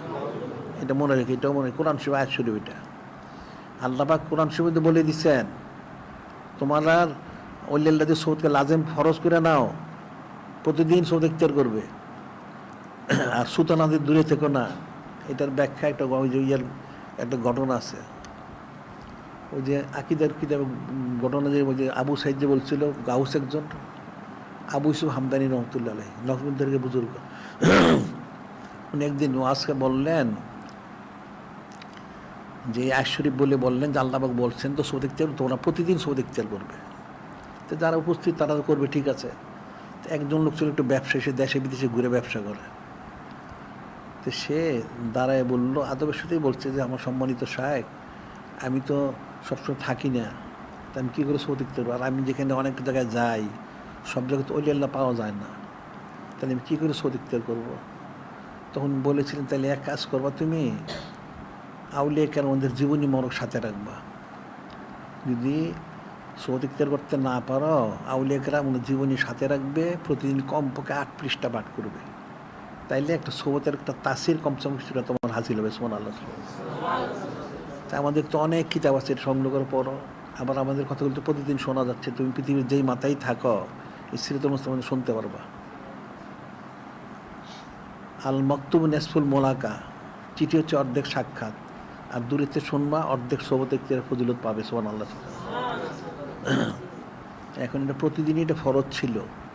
এখন যারা সোহবত ইখতিয়ার করে না সুতানাদা দিয়া, এটা কিন্তু হকে থাকতে পারে না, ফয়েজ তাওজ্জু পায় না। কারণ ফয়েজ তাওজ্জু ছাড়া কোনোদিন তুমি তাকমিলে বুঝতে পারবা না। রসমরা সব করতে পারবা, কিন্তু হাকিকতে বুঝতে পারবা না, এটা অন্য জিনিস। এই জন্য তোমাদের বাংলাদেশ অনেক বড় না, একদম তেঁতুলে কেউ থাকে, সন্ধ্যার সময় বাসে উঠে সকালে এখানে নামায় দিবে। এই 2-4 দিন থেকে আবার ইচ্ছা করলে রাতের রওনা দিলে সকালে গিয়ে পৌঁছবো সেখানে। তো এখানে সোহবত ইখতিয়ার করা কঠিন কিছু না, আসলে হচ্ছে তোমাদের অন্তরে যে গালিজ আছে আর অন্তরে যে কঠিন, এই জন্য তোমরা পারো না। যেটা বললো হচ্ছে আজ মহতে তালকো শিরিন স্বাদ, আজ মহব্বতে তালকো শিরিন স্বাদ। অর্থ হচ্ছে মহব্বতের তিতাটা মিষ্টি হয়। কীভাবে মিষ্টি হয় বলো দেখি? এটা সবাই জানে কিন্তু কেউ বুঝে না। কীভাবে জানে বলো দেখি? তুমি যে চাকরি করো, ব্যবসা করো, ক্ষেত খামারে কাজ করো, অনেক পরিশ্রম করো, কিন্তু তোমাকে সারাদিন পরিশ্রম করতে হয়। 24 ঘন্টা 12-14 ঘন্টা 16 ঘন্টা পরিশ্রম করো। কেন করো? কিছু পয়সা কামাই করার জন্য। অনেক কষ্ট হয়, তুমি কিন্তু এটা কষ্ট মনে করো না। কেন? তোমার পরিবার ছেলে মেয়ে আছে যে, এদেরকে খাওয়া পড়া দেওয়ার জন্য। এরা খায় যদি খুশি হয়, তোমার অন্তরটা খুশি হয়ে যায়, তোমার কষ্ট দূর হয়ে যায়। ওই আজ মহব্বতের তালকো শিরিন স্বাদ, মহব্বতের তিতাটা মিষ্টি হয়ে যায়। তুমি অনেক কষ্ট করে সারাদিন মাসব্যাপী কষ্ট করে পয়সা কামাই করলে, অনেক কষ্ট, তোমার ছেলে মেয়ে পরিবারে খাওয়াইলে তারা খুশি হলো, তোমার কষ্ট দূর হয়ে গেল ওই মহব্বতে। মহব্বতের তিতাটা মিষ্টি হয়। যদি তোমাদের মহব্বতই থাকে তাহলে তো সবটা তো এটা মিষ্টি হওয়ার কথা ছিল, কিন্তু মহব্বত তো নাই, কেমনে হবে? ওই দেখুন একটা লোক অনেক দূর দেশে যায়, বাংলাদেশ থেকে বিদেশে, ওখানে পয়সা কামাই করে। কি করে পয়সা কামাই করে? রাস্তায় ফেলে দেয়? ফেলে দেয় না। ওই যে তার গ্রামে যদি বেড়ার ঘর, ডেরার ঘরও থাকে, ওই বেড়া ডেরার ঘরে টাকাটা পাঠায় দেয়। তার মহব্বতটা কিন্তু ওইখানে, রাস্তাঘাটে ফেলে দেয় না। ওই চিন্তায় সে সারাদিন থাকে, পয়সাটা কামাই করে দূর দেশে গিয়ে কামাই করে ওখানে পাঠাইতে হবে, পরিবার ছেলে মেয়েদের খাওয়াইতে হবে, ওই চিন্তায় থাকে সারাদিন। তার মহব্বতও সেখানে। মহব্বতটা যদি যেখানে থাকে সেখানে সেটা সহজ হয়ে যায়। আজ মহব্বতের তালকো শিরিন স্বাদ, মহব্বতের তিতাটা মিষ্টি হয়। এখন যদি অন্তরে মহব্বত না থাকে সে কোনো দিন পারবে না। এখন যদি সত্যি নূরে মুজাসসাম হাবিবুল্লাহ হুজুর পাক সাল্লাল্লাহু আলাইহি ওয়াসাল্লাম মহব্বত হাসিল করতে চাও, মারিফত হাসিল করতে চাও, তাইলে তো সবত ইখতিয়ার করতে হবে। তোমার তো মহব্বত নাই, তুমি কেমনে সবত ইখতিয়ার করবে? কোনো দিন করতে পারবে না। এটা কঠিন বিষয় মনে রাখবা। এগুলো একদম বাস্তব সত্য জিনিস। এখন মানুষের আকল বুদ্ধি নষ্ট হয়ে গেছে, এগুলো সোজা জিনিস। মান আহাব্বা শাইন আকসারা যিকরাহু, যে যাকে মহব্বত সে তার কথা বেশি বলে, আর যার কথা বেশি বলবে তার মহব্বতটা অন্তরে প্রবেশ করবে। এখন মানুষ সারাদিন দুনিয়ার কথা বলে, কারণ দুনিয়ার মহব্বত সে করে। সে তো নূরে মুজাসসাম হাবিবুল্লাহ হুজুর পাক সাল্লাল্লাহু আলাইহি ওয়াসাল্লামের কথা বলে না। তোমরা তো সুন্নত প্রচারের কথা বলো না। আমরা অনন্তকাল সঈদ হোসেন জারি করছি, এর কথা তো বলো না তোমরা। আমরা অনেক কিতাব পড়তে, এটা বলো না, কারণ মহব্বত তো নাই, বলবে করতে। মহব্বত থাকলে বলতে। এখন এই মহব্বতটা পয়দা করো। চোখটা বন্ধ হইলে সব শূন্য হয়ে যাবে, মনে রাখবা। চক্ষু যখন বন্ধ হবে সমস্ত আমল শূন্য হয়ে যাবে। এটা শূন্য হওয়ার আগে ঠিক করে নাও। আজিলু বিস্তার মৌত কাবলা নুজুলি মালাকুল মৌত, মালাকুল মৌত নাজিল হওয়ার আগেই মৃত্যুর জন্য প্রস্তুতি গ্রহণ করো। সময় মানুষ, তুমি যে প্রত্যেকে 100 বছর বাঁচবে এটা চুক্তি করা হয় না কারোর সাথে। 100-200 বছর বাঁচতে পারো, কোনো অসুবিধা নাই। আবার কেউ 20-30 বছর 40 বছরে মারা যায়। কাজে এই জন্য মৃত্যুর জন্য প্রস্তুত থাকলে আমলগুলি করতে হবে। এইখানে যা বলা হয়েছে এগুলি সূচিগুলি দিয়ে দিব সবাইকে। আর কালকে করে যদি দেখায় আমাদেরকে, তোমাদের আঞ্জুমানটা, প্রত্যেকে যে আঞ্জুমানটা জোরদার করতে হবে। আর তোমরা সম্মিলিতভাবে থাকবা, নিজেরা ফেতনা সৃষ্টি করো না। ফেতনা সৃষ্টি করলে নিজেরা ক্ষতিগ্রস্ত হবে। এই যে কোরআন শরীফে আল্লাহ পাক বলছেন, অনেক আয়াত শুনে আমি তো আজকেও বলছি তোমাদেরকে জুমার সময়, কাফের মুশরিকরা কোনো দিন মুসলমানের ভালো চায় না। একটা আসলে ইয়াসকাফুকুম ইয়াকুনু লাকুম আদান ইয়াবসুতু ইলাইকুম আইদিয়াহুম আলসিনতুম বিসসুয়ে ওয়াদ্দু লাউ তাকফুরুন। আল্লাহ বলতেছেন, কাফের যদি তোমাদের ক্ষমতা পায়, তোমাদের যে কঠিন শত্রুতা প্রকাশ করবে এবং তাদের হাতটা এবং জবানটা লম্বা করবে। অর্থ হইল কি, তোমাদেরকে তারা কতল করবে, নাউজুবিল্লাহ, এবং অশ্লীল গালিগালাজ করবে, নাউজুবিল্লাহ, এবং তারা চাবে তোমাদেরকে কাফের বানাইতে, নাউজুবিল্লাহ। এখন তো সেটাই করা হচ্ছে। দেখো সারা দুনিয়া দেখো না কি করে। এই জন্য ওলামা ইসলামগুলি কাফের হয়েছে, পূজা করতে গিয়ে কাফের হয়ে গেছে। এরা সারাদিন দিন ইসলামের বিরুদ্ধে বলে, নাউজুবিল্লাহ। আবার মুসলমান জায়গায় জায়গায় সারা পৃথিবী মুসলমান শহীদ করতেছে কাফেরগুলি। এই যখন পরগাছা ইসরায়েলটা গাজাবাসীতে চুক্তি করছে, সন্ধি করছে, তারপর গিয়ে আক্রমণ করে, নাউজুবিল্লাহ। এই যে মুশরিকের দেশে দেখো মুসলমান মারে। এই যে কালকে আমাদের পত্রিকা আসছে, ওই মুশরিকের দেশে মূর্তির সামনে মুসলমানদের নিয়ে জোর করে, মাদ্রাসার ছাত্রদেরকে মূর্তির সামনে নিয়ে জোর করে মাথা নত করেছে, নাউজুবিল্লাহ। আর তাদের এই মূর্তির ওই যতগুলি এই যে গালির যুক্ত কতগুলি তাদের আছে, গান বাজনা আছে, এগুলি জোর করে শোনাইছে নাউজুবিল্লাহ। তো কাফেরা তোমাকে ছাড়বে না, তো ক্ষমতা পাইলে তোমাকে তারা ক্ষতিগ্রস্ত করবে। এটা আবার আরেক জায়গায় আল্লাহ বলছেন, কাইফা ওয়াইন ইয়াজহারু আলাইকুম ওয়ালা ইয়ারকুবুকুম ওয়ালা ইয়ারকুবু ফিকুম ইল্লান ওয়ালা জিম্মাতান ইরদুনাকুম বিআফওয়াহিহিম ওয়া তাবা কুলুবুহুম ওয়া আকসারুহুম ফাসিকুন। আল্লাহ বলতেছেন কাফেরটা কি করে সম্ভব? কাফেররা কোনোদিন এটা করবে না। সেটা কি? ওয়াইন ইয়াজহারু আলাইকুম, যখন যদি তোমাদের কোনো ক্ষমতা তারা পায়, ওয়ালা ইয়ারকুবু ফিকুম ইল্লান ওয়ালা জিম্মাতান, যদি ক্ষমতা পায় তোমাদের উপরে, কাফেররা কোনোদিন তোমাদের সম্মান করবে না, তোমাদের আত্মীয়তা রক্ষা করবে না, তোমাদের সন্ধি করলে সন্ধিরা কোনোদিন রক্ষা করবে না। তখন পরগাছিদের সন্ধি রক্ষা করেন না, করবে না, তোমাদেরকে সবসময় জুলুম করার কোশিশ করবে। নাউজুবিল্লাহ। এর বলতেছেন যে আসলে তারা প্রতারক, মিথ্যাবাদী। ইরদুনাকুম বিআফওয়াহিহিম, তারা মুখে তোমাদেরকে সন্তুষ্ট করবে, মিষ্টি মিষ্টি কথা বলবে। ওয়া তাবা কুলুবহুম, তাদের অন্তরটা কখনো মানে অস্বীকার করবে। আকসারুহুম ফাসিকুন, অধিকাংশগুলো যেগুলি নাফরমান, মিথ্যাবাদী, প্রতারক। তো সেটাই তো সব সারা পৃথিবীতে হচ্ছে, ওই মুসলমানদের এটা বুঝে না। কোরআন শরীফ তো অনেকে বিরাট মাদ্রাসায় পড়ায়, মুফাসসির কোরআন, আবার তাফসীরও করে, আবার তাফসীর লেখেও, কিন্তু ওই বেটায় সারাদিন হারাম কাজ করে। নাউজুবিল্লাহ। তাহলে কেমন হইলো? যেমন কথিত আলেম ওলামা, সুফি দরবেশ, এরা বেপরদা হয়, ছবি তোলে, তন্ত্রমন্ত্র করে। আবার অনেকগুলি আছে ওই লাওয়াতের তো সমর্থন দেয়। নাউজুবিল্লাহ। আবার মনে করে যে কাফেরা তো, সব কাফের তো খারাপ না। নাউজুবিল্লাহ। কোরআন তো সব কাফেরকে খারাপ বলা হয়েছে।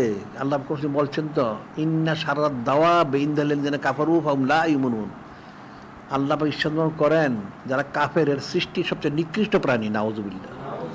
তাহলে তুমি কাকে বাদ দিবা? আবার বলছে ইয়া আইয়ুহাল্লাযিনা আমানু ইন্নামাল মুশরিকুনা নাজাসুন, সমস্ত মুশরিকগুলি নাপাক, কাফেরগুলি নাপাক। তাকে বাদ দিবা কাকে?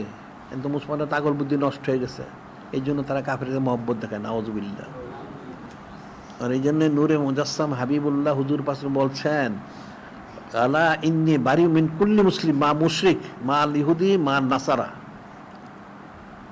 সাবধান থাকো, নিশ্চয়ই আমি ওই সমস্ত মুসলমান থেকে আমি সম্পূর্ণ মুক্ত, জুদা, তার কোনো সম্পর্ক নাই। যারা মুশরিকের সাথে সম্পর্ক রাখে, যারা ইহুদির সাথে সম্পর্ক, যারা নাসারদের সম্পর্ক রাখে, তাদের সাথে আমি মুক্ত, আলাদা, তাতে কোনো সম্পর্ক নাই। এটা হাদিস। কোরআন শরীফ কিন্তু আল্লাহ বলছেন, আবার লা ইয়াত্তাখিযুল মুমিনুনা আল কাফিরিনা আউলিয়া মিন দুনিল মুমিনিন মা ইয়াফআল যালিকা ফালাইসা মিনাল ফিশাইন।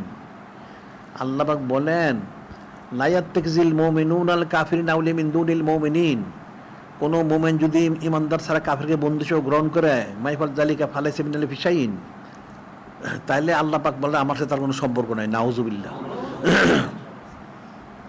এখন এই যারা কাফেরের মহব্বত করে, কাফেরের সম্পর্ক হয়, তাহলে সম্পর্ক সব কাফের হয়ে গেছে। অবস্থা তো কঠিন অবস্থা। এই যে লাঞ্ছনা গঞ্চনা মুসলমানের, জহারাল ফাসাদু ফিল বারল ভারী বিমা আইদিন নাস, জমিনে পানিতে ফেলছে মানুষের হাতের কামাই, মানুষের হাতের কামাই, মানুষ বদামল করে, সেটার বদলাটা আসে। নাউজুবিল্লাহ। এই জন্য খালেস ইস্তেগফার তওবা করে এই আমলগুলি ঠিক মতো সবগুলি করো। তুমি যদি বলো যে আমি একদিন সব করতে পারবো না, ঠিক আছে, করতে পারবো না, আমরা জানি, তবে যতগুলি পারো সেগুলি করো। এই জন্য করে তুমি শুকরগুজারি করবা। লাইন শাকারতুম লাযিদান্নাকুম, নেয়ামত হাসিল হইলে যদি শুকরগুজারি করে, আল্লাহ নেয়ামতটা বাড়ায় দেন। সুবহানাল্লাহ সাল্লাল্লাহু আলাইহি ওয়াসাল্লাম। তুমি 10টা সুন্নত পালন করলে, তুমি শুকরগুজারি করে, আল্লাহ তোমাকে আরো 10টা করার তৌফিক দিবেন। সুবহানাল্লাহ। আর যেটা তুমি পারলে না, তুমি ইস্তেগফার করো, তওবা করো। এগুলি তওবা করো, তওবা করলে আল্লাহ কবুল করবেন, মাফ করবেন। ঘটনা অনেক আছে। একটা ঘটনা মশহুর, একটা ইমাম গাজ্জিল কিতাবে আছে একটা ঘটনা। সেটা হলো হযরত কালিমুল ইসলাম ওনার জামানায়। হযরত কালিমুল ইসলাম একদিন বললেন যে আল্লাহ পাক, এই জমিনে সবচেয়ে নিকৃষ্ট পাপীটা কে, সবচেয়ে বড় পাপী কে? আল্লাহ পাক। তো যিনি খলিক, যিনি মানে আল্লাহ বলেছে আপনি একটু অপেক্ষা করেন, থাকেন সকালে ফজর সময়, শুভ সাদেকের সময় আপনি এখানে বসে অপেক্ষা করেন।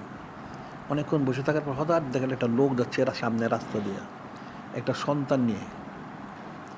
একটা লোক যাচ্ছে, তো যিনি খলিক, যিনি বললেন এই যে লোকটা যাইতেছে এটা হলো পৃথিবীর সবচেয়ে নিকৃষ্ট লোক। তিনি দেখলেন এটা, ঠিক আছে। লোকটা হেঁটে হেঁটে আস্তে আস্তে অদৃশ্য হয়ে গেল, গায়েব হয়ে গেল। গায়েব হয়ে গেল তখন আবার হযরত কালী বললেন যে আল্লাহ পাক তাহলে এখানে পৃথিবীতে সব বড় নেককারটা কে? আল্লাহ আপনি অপেক্ষা করে দেখবেন। তিনি বসতে বসতে বসতে বসতে সন্ধ্যা হয়ে গেল, প্রায় মাগরিবের সময় প্রায়। তখন দেখলাম আবার ওই যে লোকটা গেছিল সকালে, এই লোকটা আবার ফেরত যাচ্ছে। আল্লাহ এইটা হলো এখন পৃথিবীর সবচেয়ে বড় নেককার। যে লোকটাকে সকালে বলে সবচেয়ে নিকৃষ্ট পাপী, এই লোকটা আবার সন্ধ্যার সময় ফেরত যাচ্ছে। আল্লাহ বলতেছেন হে হযরত কালী, আপনি বলছেন না সবচেয়ে নেককারকে? এই লোকটা সবচেয়ে বড় নেককার পৃথিবীতে। হযরত কালী বললেন যে আল্লাহ এটাও কেমন কথা? এই লোকটা সকালে সবচেয়ে নিকৃষ্ট, উৎকৃষ্ট হয়ে গেল, কি ব্যাপারটা কি? তো যিনি খলিক, যিনি মানে আল্লাহ বললেন যে আসলে এই যে লোকটার তো একটা সন্তান আছে, সে তাকে নিয়ে একটা জঙ্গলে গেছে, বড় একটা জঙ্গলে গেছে। তো জঙ্গলে যাওয়ার পরে তো সন্তানটা বলছে ও জঙ্গলটা তো অনেক বড়। হ্যাঁ, জঙ্গলটা অনেক বড়। তো সন্তান বলতেছে বাবা এই জঙ্গলের চেয়ে বড় কিছু আছে কি? হ্যাঁ আছে। কি আছে? ওই যে আকাশটা দেখো না, জঙ্গলের থেকে অনেক বড়। এরপর সন্তান জিজ্ঞেস বাবা আকাশের চেয়ে বড় কিছু আছে কি? হ্যাঁ আছে। কি আছে? আমার গুণাটা হচ্ছে আকাশের চেয়ে বড়। তখন সে আবার জিজ্ঞাসা করতে সন্তান যে বাবা আপনার গুণার চেয়ে বড় কিছু আছে? হ্যাঁ আছে। কি আছে? আল্লাহ ওনার রহমতটা, সুবহানাল্লাহ চলছে। তো যিনি খলিক, যিনি মালিক বলছেন, সে যে আমার এই যে সে বিনয় প্রকাশ করলো যে তার গুণার থেকে আমার রহমত বড়, এই জন্য আমি কবুল করে এটা কোরআন শরীফে আছে, তার গুণাগুলি আমি নেকিতে পরিবর্তন করে দিয়েছি, সুবহানাল্লাহ। এখন যে শ্রেষ্ঠ নেককার হয়ে গেছে, এটা কোরআন শরীফ ইল্লা মান তাবা ওয়া আমানা আমিলা আমালান সলিহান উলাইকা বাদদিলুল সাইয়্যাতিহিম হাসানাত। যে খালেস তওবা করে, ঈমান আনে, আমলে সলে করে, আল্লাহ পাক বলেন আমি তার গুণাগুলিকে নেকিতে পরিবর্তন করে দিই, সুবহানাল্লাহ। বুঝতে পারলে? এখন বিষয়গুলি হলো আকীদার সাথে সম্পর্ক। এখন সবচেয়ে নিকৃষ্ট আর সে উৎকৃষ্ট হয়ে গেল, তওবা করছে, বিনয় প্রকাশ করছে। মান তাওজারাহুল্লাহ, যে বিনয় প্রকাশ আল্লাহ তার মর্যাদা বৃদ্ধি করে দেন। এখন তোমরা নিয়ে ঠিকমতো আমল করো, জিকির ফিকির করো। আমি যে বলি যে তোমরা যারা বায়াত হইছ, যে নিয়তেই হয়ে থাকো, নিয়তটা বদলায় ফেলাও। নিয়ত করো যে আমি ওলি আল্লাহর জন্য বায়াত হইলাম। তুমি মনে করতে পারো আমি একটা ফাসেক, আমি ওলি আল্লাহ কী করে? আরে না, ফাসেকের জন্য ওই ফাসেকটা ওলি আল্লাহ হয়ে গেল। দেখলাম সবচেয়ে নিকৃষ্ট লোক উৎকৃষ্ট হয়ে গেল না? তাই সমস্যা কোথায়?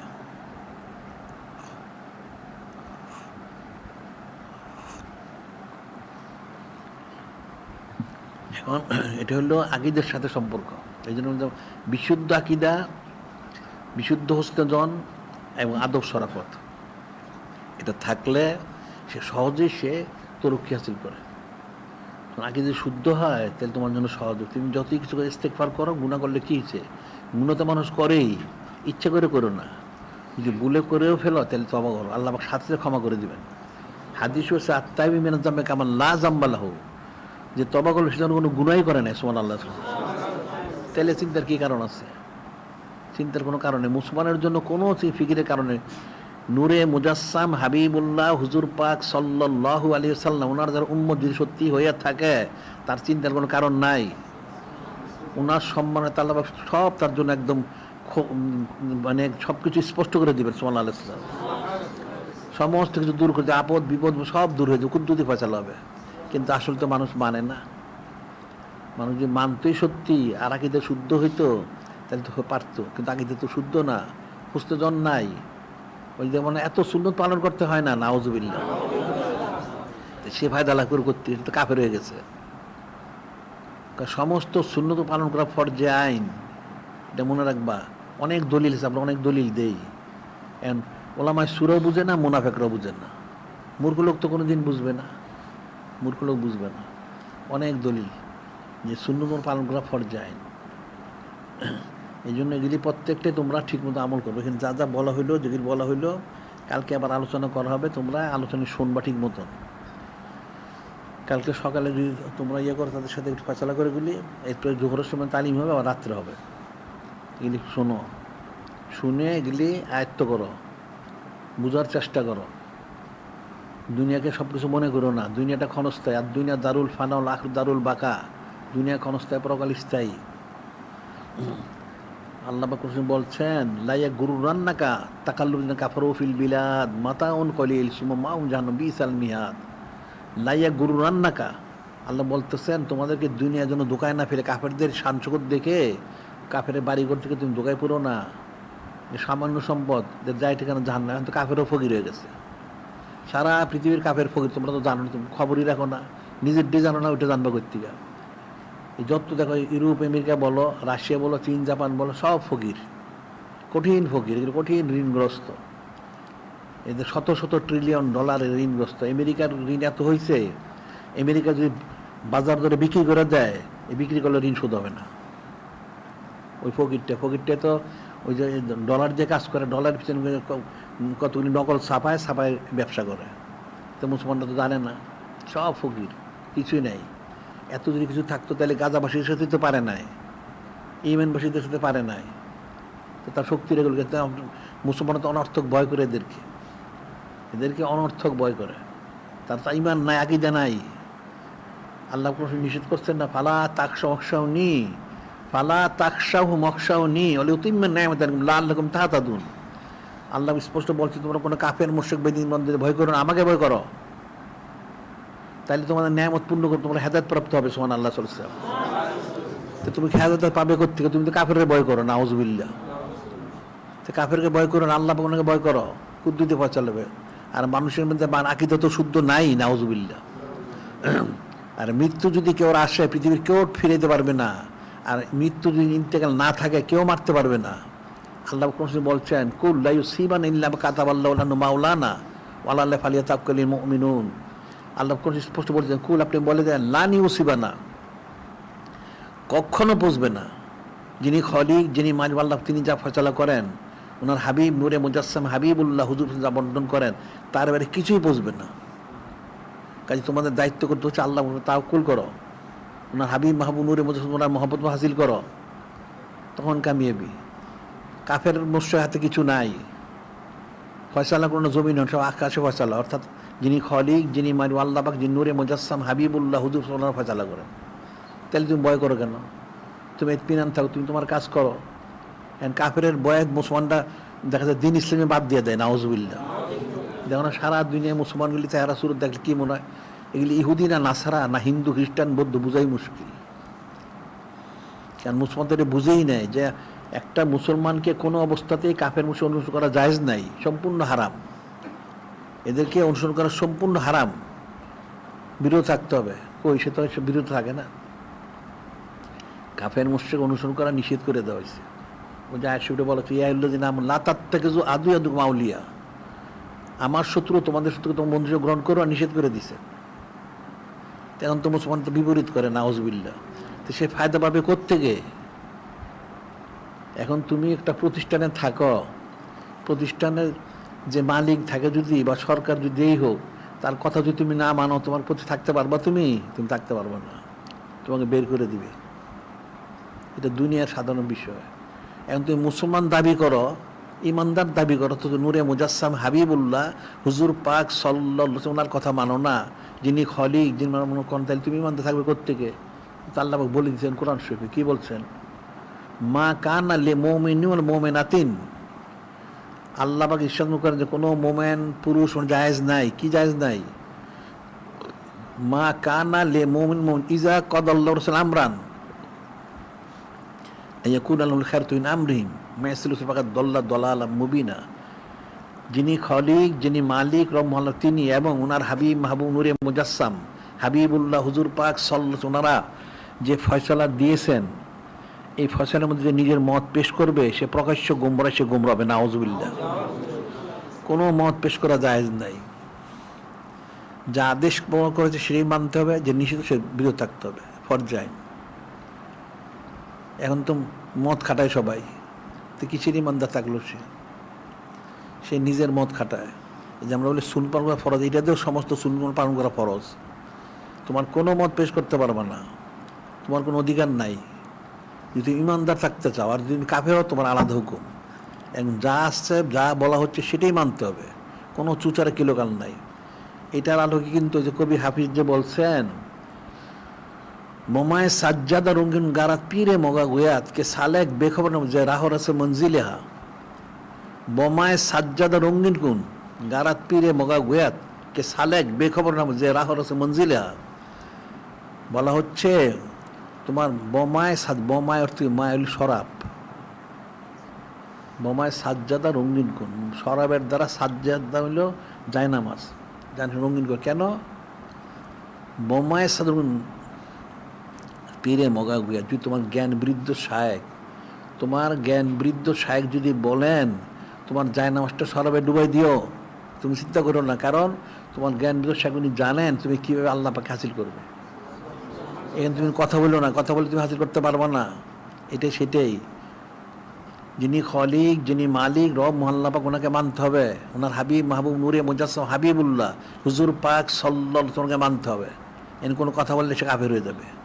ঠিক এটা হাদিস শরীফে হয়ে গেছে, আর শাইখুল কাউমি কান্নাবি ফি উম্মতিহি। একজন কামেল শায়েখ, যারা সালেক সালিকা মুরিদ যারা হয়, এদের কাছে কেমন? যেমন উম্মতের কাছে একজন নবী রসুল আছে, ওনারা তদ্রুপ, সুবহানাল্লাহ। তাইলে নবী রসুল আছে, ওনাদের কথা না মানলে কি ইমানদার থাকে? কাফের হয়ে যায়। তাইলে যদি সত্যি কেউ কামেল শায়েখ ওনার কথা না শোনে, তাহলে কি হবে? এটা ফিকির করবা। এটা কিন্তু কঠিন বিষয়। মন গড়া চলে, যার জন্য সে কিছু পায় না। পাবে কোত্থেকে? ফয়স্তা তার কাছে জীবনও বসবে না, জীবনও বসবে না। যেভাবে আদেশ করে ঠিক সেভাবে আমল করতে হবে। এখন যদি বলা যায় না আমারটা সরাব ডুবাইতে হবে, এখানে চুচারা কিলোকাল করার সুযোগ নাই। এর মধ্যে তোমার খায়ের বরকত রয়ে গেছে, তুমি তো জানো না হাকিকতটা, তো কেমনে বুঝবো তুমি? এই জন্য যা বলা হচ্ছে কিন্তু সব করবা, এটা মনে রাখবা। অন্তরে যদি খুশখুশি থাকে আর চুচেরা থাকে, জীবনে কিছু হাসিল করতে লেখা রাখো, কিছু হাসিল করতে পারবা না। একদম বিনা চুচেরা কিলোকাল মানে কেমন বিনা চুচেরা জানো? আর একটা হাদিস শুরু হয়ে গেছে, সেটা হলো যে কিবলা পরিবর্তন হয়েছে। কবে কিবলা পরিবর্তন হয়েছে জানো? এটা আমাদের কিতাবে পত্রিকা গেছে, অনেকবার আমরা বলছি। 2 হিজরি শরীফে, রজবুল হারাম শরীফ মাসে 15 তারিখে কিবলা পরিবর্তন হয়েছে। এটা পূর্ববর্তী আসমানি কিতাবে আছে, তারস শরীফে, যে আখিরি নবী নূরে মুজাসসাম হাবিবুল্লাহ হুজুর পাক সাল্লাল্লাহু কিবলা হবেন কাবা শরীফ। তো নূরে মুজাসসাম হাবিবুল্লাহ হুজুর পাক সাল্লাল্লাহু মক্কা শরীফ থাকাকালীন এটা একটা নিয়ম আছে যে নতুন কোনো ওহীমরক নাজিল না হইলে পূর্বের যে ওহীমরক সেটার উপরে আমল থাকে। তো এখন পূর্ব হুকুম ছিল বাইতুল মুকাদ্দাস শরীফের নাম কিবলা করা। তো নূরে মুজাসসাম হাবিবুল্লাহ হুজুর পাক সাল্লাল্লাহু মক্কা শরীফ থাকাকালীন কাবা শরীফ আর বাইতুল মুকাদ্দাসের সামনে সরাসরি রেখে উনি এই নামাজ আদায় করতে বলতেন সবাইকে। তখন যেটা একদিকেই ছিল, এটাতে কোনো কেউ বুঝতে পারে নাই, সমস্যা হয় নাই। যখন নূরে মুজাসসাম হাবিবুল্লাহ হুজুর পাক সাল্লাল্লাহু আলাইহি ওয়াসাল্লাম মদিনা শরীফ আসলেন, তখন দুই দিকে হয়ে গেল, উত্তর আর দক্ষিণ। কাবা শরীফ একদিকে, বাইতুল মুকাদ্দাস আরেক দিকে। এখন নূরে মুজাসসাম হাবিবুল্লাহ হুজুর পাক সাল্লাল্লাহু আলাইহি ওয়াসাল্লাম যখন বাইতুল মুকাদ্দাস শরীফ থেকে নামাজ পড়া শুরু করলেন, ইহুদিরা বলল আমাদের তাওরাত শরীফে তো আছে যিনি আখেরি রসুল নূরে মুজাসসাম হাবিবুল্লাহ হুজুর পাক সাল্লাল্লাহু আলাইহি ওয়াসাল্লাম উনি হবেন, উনার তো কিবলা হবে কাবা শরীফ, তো উনি দিকে বাইতুল মুকাদ্দাস শরীফ দিয়ে নামাজ পড়েন, তাহলে কি করে আখেরি রসুল হইলেন? নাউজুবিল্লাহ। এটা ইমানি পরীক্ষা। এটা পয়লা হিজরি গেল 2 হিজরির মাঝামাঝি শরীফে কিবলা পরিবর্তন হয়ে গেল। জোহরের সময় জোহর নামাজ পড়তেছিলেন নূরে মুজাসসাম হাবিবুল্লাহ হুজুর পাক সাল্লাল্লাহু আলাইহি ওয়াসাল্লাম বনি সালিম গোত্রের একখানে। তখন ওহী নাযিল হলো, উনি ঠিক উল্টা দিকে ঘুরে গেলেন, কাবা শরীফের দিকে নামাজ হইল। এখানে যারা ছিলেন তারা জানেন, আর যারা ছিলেন তারা তো জানেন, সংবাদ পৌঁছে নেয়। এখান থেকে কয়েকজন সাহাবী রাস্তায় যাচ্ছিলেন, দেখেন আসরের সময় কিছু লোক ওনারা বাইতুল মুকাদ্দাস থেকে নামাজ পড়তেছেন। তো ওনারা ঘোষণা দিলেন, আরে আপনার কিবলা পরিবর্তন হয়ে গেছে, আপনারা কাবা শরীফে ফিরে যান। বলার সাথে সাথে ওনারা ঠিকই সত্যি কাবা শরীফে ফিরে গেলেন। ওনাকে জিজ্ঞাসা করলেন, আপনি কোথেকে আসছেন, আপনি কে, আপনার দলিল কি, প্রমাণ কি যে কাবা শরীফ কিবলা পরিবর্তন হয়ে গেছে? কোনো চুচারা কি লোকাল নেই, আমাদের মধ্যে সবাই ফিরে গেলেন সুবহানাল্লাহ। আবার ঠিক আরেক জায়গায় গেছেন আর কয়েকজন সাহাবী ফজরের সময়, যেতেন ওনারা বাইতুল মুকাদ্দাসে নামাজ পড়তেছেন, ওনার সংবাদ পৌঁছে নেয়। উনি তখন আবার ওনারা বললেন, আরে কিবলা তো পরিবর্তন হয়ে গেছে, আপনি ঘুরে যান। সাথে ওনারা ঘুরে কাবা শরীফে নামাজ পড়লেন, বাকি আদায় করলেন সুবহানাল্লাহ সাল্লাল্লাহু আলাইহি ওয়াসাল্লাম। আমার বলার বিষয় হচ্ছে যে ওনাদের যে আকীদাটা কি, হোসেন জনটা কি, আদব শরবত কি, বলার সাথে জিজ্ঞাসা করলেন না, মানে মধ্যে নামাজটা শেষ করে নেই, পরে রক্ততে পড়বো, আপনি কোথেকে আসছেন, কে বলছে আপনাকে, আপনার দলিল কোথায়? ওনারা কিন্তু কিছু জিজ্ঞাসা করেন নাই, বিনা চুচারা কিলোকালে সব মেনে নিচ্ছেন। ওনার হলেন সাহাবীরা দিলে তালানো। এই যে আল্লাহ বলছে ওনাদেরকে ইত্তেবা করো, ফাইন আমানু বেবিসন আমন্তু ফাঁকা দিহ তা দাও। যদি পরবর্তী উম্মত হযরত সাহাবাই কিরাম রাদিয়াল্লাহু তোমাদের অনুসরণ, ওনাদের ঈমান আনতে পারে, তাহলে হেদায়েত প্রাপ্ত হবে। তোমরা ঈমান আনবে কে, কই ঈমানটা কোথায়? তোমরা জান দিবে, ওনারা তো জান দিছে, তোমরা মালই দাও না, সময়ও দাও না, তো কিসের তোমাদের ঈমান? ঈমান তো নাই, নাউজুবিল্লাহ। যে ওনারা কতটুকু ওনাদের বিশুদ্ধ ঈমান, আকীদা, হুসনে জন, আদব শরাবত, কোনো চুচারে কিলোকাল করলেন না, বলার সাথে ঘুরে গেলেন। মুসলমান তো সেরকমই হবে, মুসলমান তো চুচারে কিলোকাল করতে পারেন না। যারা শরীয়তে কোনো বিষয় চুচারে কিলোকাল, এটা মুনাফেক হবে, নাহলে কাফের হবে, দুইটার একটা হবে। বিষয়গুলি কঠিন, মনে রাখবা। এই জন্য যা তোমাদের বলা হচ্ছে, তোমরা প্রত্যেকটা আমল করবে, যেটা পারো যেন শুকরগুজারি করবে, আর যেটা পারো না ইস্তেগফার করবে, চুচরা করবে না। চুচরা করলে কিয়ামত পর্যন্ত কোনোদিন ফয়সালা অর্জ বসবে না, এটা মনে রেখো। তাহলে লেখা রাখো, মনে রাখবে। যখন যা বলা হচ্ছে করবা এখন, আজকে তাইলে কালকে আবার তাদের ইয়েগুলি, আঞ্জুমানগুলি তৈরি করো, জোহরের সময় তো আলোচনা হবে, রাত্রে আবার আমার কাছে পেশ করবা, সেই অনুযায়ী ফয়সালা হবে। আর কোনো কথা আছে কি না? ও সকাল 10টায় জুবান জুনে আলোচনা আছে। হ্যাঁ হ্যাঁ, জুবান জুমানে তোমাদের একটা আলোচনা আছে, এখানে কিছু তাদের ইয়ে আছে, সকাল 10টা থেকে 12টা পর্যন্ত। আবার এখানে জোহরের পরে এখানে আছে, আবার সন্ধ্যার পরে আবার আছে।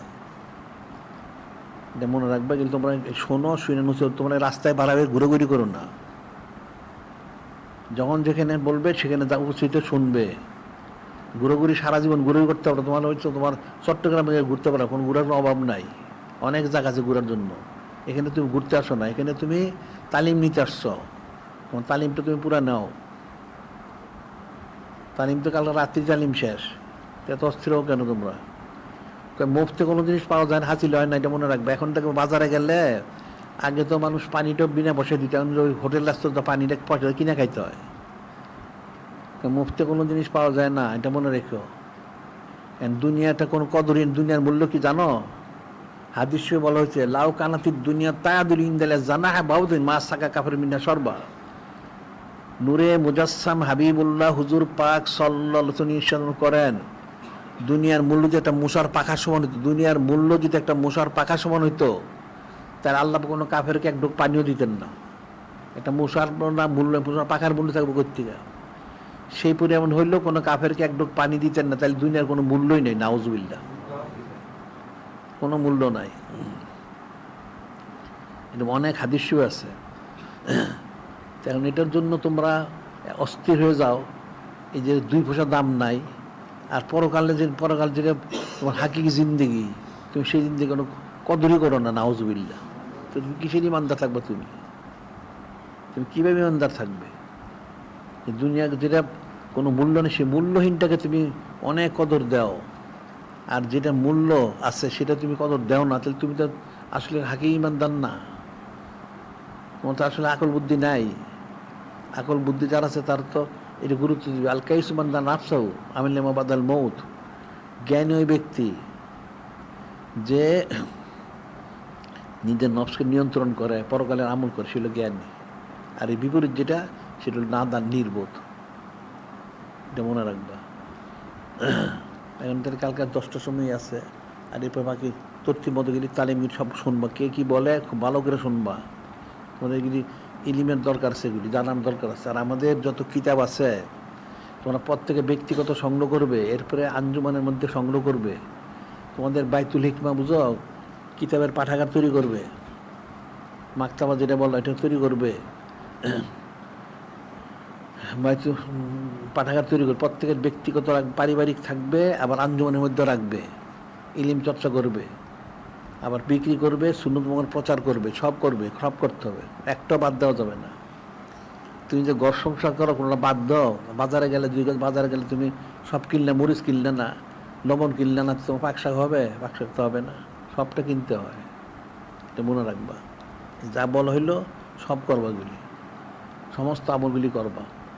আর প্রত্যেকেই প্রতিদিন কোন শিব তেলাওয়াত করবে, পারলে কিছু মুখস্থ করবে। আর প্রত্যেকেই যে যেখানে থাকো 5 ওয়াক্ত নামাজ তাকবীরুলের সাথে পাঠ করবা।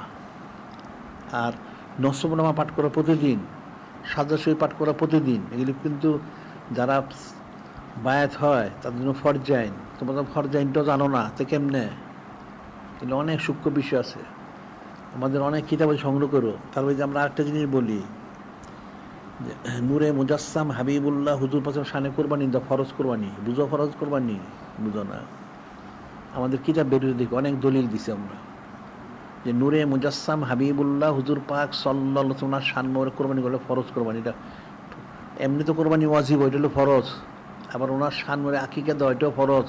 ওটারও কিতাব বেরিয়েছে আমাদের, অনেক কিতাব বেরিয়েছে, অনেক দলিল দিল্লা। তোমরা পড়ালেখা আমরা জানবে কোত্থেকে? আমাদের মাসিক আল বাইন শরীফ 303টা সংখ্যা, এটা মুখস্থ রাখো। এই মাসিক আল বাইন শরীফ 303টা সংখ্যা যদি পুরো আয়ত্ত করতে পারে, সে পৃথিবীর সবচেয়ে বড় আলেম হবে। সুবহানাল্লাহ। ওটা তো আছে। এরপর আমাদের এই যে 300, 600 কিতাব, এগুলি পড়লে কি হবে? এত বড় আলেম আর পয়দাই হয় না। সুবহানাল্লাহ। এটা মনে রাখবা, এগুলি পড়লে, এগুলি সংগ্রহ করে পড়বে, সবসময় পড়বে, চর্চার মধ্যে থাকবে, তাইলে তুমি সব বুঝতে পারবা। তা তোমার ইলিম বৃদ্ধি হবে, আকল বৃদ্ধি হবে, তুমি মহব্বত তোমার হাজির করতে পারবা। আর জিকির তো করতে ফরজাইন, জিকির করবে, সদিকতের করবে, প্রত্যেকটা ফরজ, একটা বাদ নাই। এখন মানুষ বলে যে এটা ফরজ, এটা ওয়াজিব, এটা সুন্নাত। হ্যাঁ, ওটা হলো একটা তরতিব দেওয়া হয়েছে মানুষের বোঝানোর জন্য। হাকিকত কিন্তু সবগুলি ফরজ। কারণ তুমি একটা বাদ দিলে তুমি একটাতে মাহরুম হয়ে গেলা, তো তাহলে কেমন হইলো? ওটা বাধ্য তো জায়েজ নাই। সবটাই করা উচিত ছিল, কিন্তু তা সব পারা যায় না, কিন্তু মানুষ, আমাদের সেই যোগ্যতা নাই। তো যতটুকু পারা যায় জন্য করবে, শুকরগুজারি করবে। আর যেটা পারো না, ইস্তেগফার করা হয়ে গেল। ওই যে লোকটা দেখো না, তওবা করলো, তার গুনাহ মাফ, সে বড় নেককার হয়ে গেল। সুবহানাল্লাহ। তো তওবা করো, অসুবিধা গেছে। আবার করতে লা তাকনাতু মির রাহমাতিল্লাহ, আল্লাহ রহমতের নিরাশেও না, আল্লাহ সমস্ত গুনাহগাতা ক্ষমাকারী। এটা মনে রাখবা। তাহলে আর কথা আছে কিছু? হ্যাঁ, দোয়া তো সারাদিন, দোয়া তো লাগতে হবে না? হ্যাঁ, আমি সারাদিন 24 ঘন্টা দোয়া করি। তোমরা দোয়া ধারণ করার ক্ষমতা আছে তোমাদের? তো কেমনি বসবে থেকে? ধারণ করার ক্ষমতা থাকতে হবে তো। পাত্র কোনোটা ছিদ্র, কোনোটা পাত্র ছোট, একটু দিয়ে গড়ায় পড়ে যায়, তার কি হবে? তো কেমনে হবে? হ্যাঁ, দোয়া কি কম করে? আমি সারাদিন দোয়া করি। দোয়া তো তোমার কাছে পৌঁছে না, বুঝবে কেমনে? পৌঁছার তো জায়গা নাই। তোমার আকীদার ত্রুটি আছে, আদবের ত্রুটি আছে, শরাফের ত্রুটি আছে, মহব্বতের ত্রুটি আছে, সব ত্রুটিতে পৌঁছবে কেমনে? পৌঁছবে না। নূরে মুজাসসাম হাবিবুল্লাহ হুজুর দোয়া করে গেছেন না? উনি তো দোয়া করেন সবসময়। কই তো দোয়া তো পৌঁছেন, কেমনে বুঝবে? পৌঁছবে কারণ সে তো ধারণ করার ক্ষমতা নাই। এই জন্য ইস্তেগফার, তওবা করো, জিকির ফিকির করো, সৌদিক ত্যাগ করো, তাহলে অবশ্যই বুঝবে। এটা মনে রাখবা। তাহলে আজকে বন্ধু থাকুক।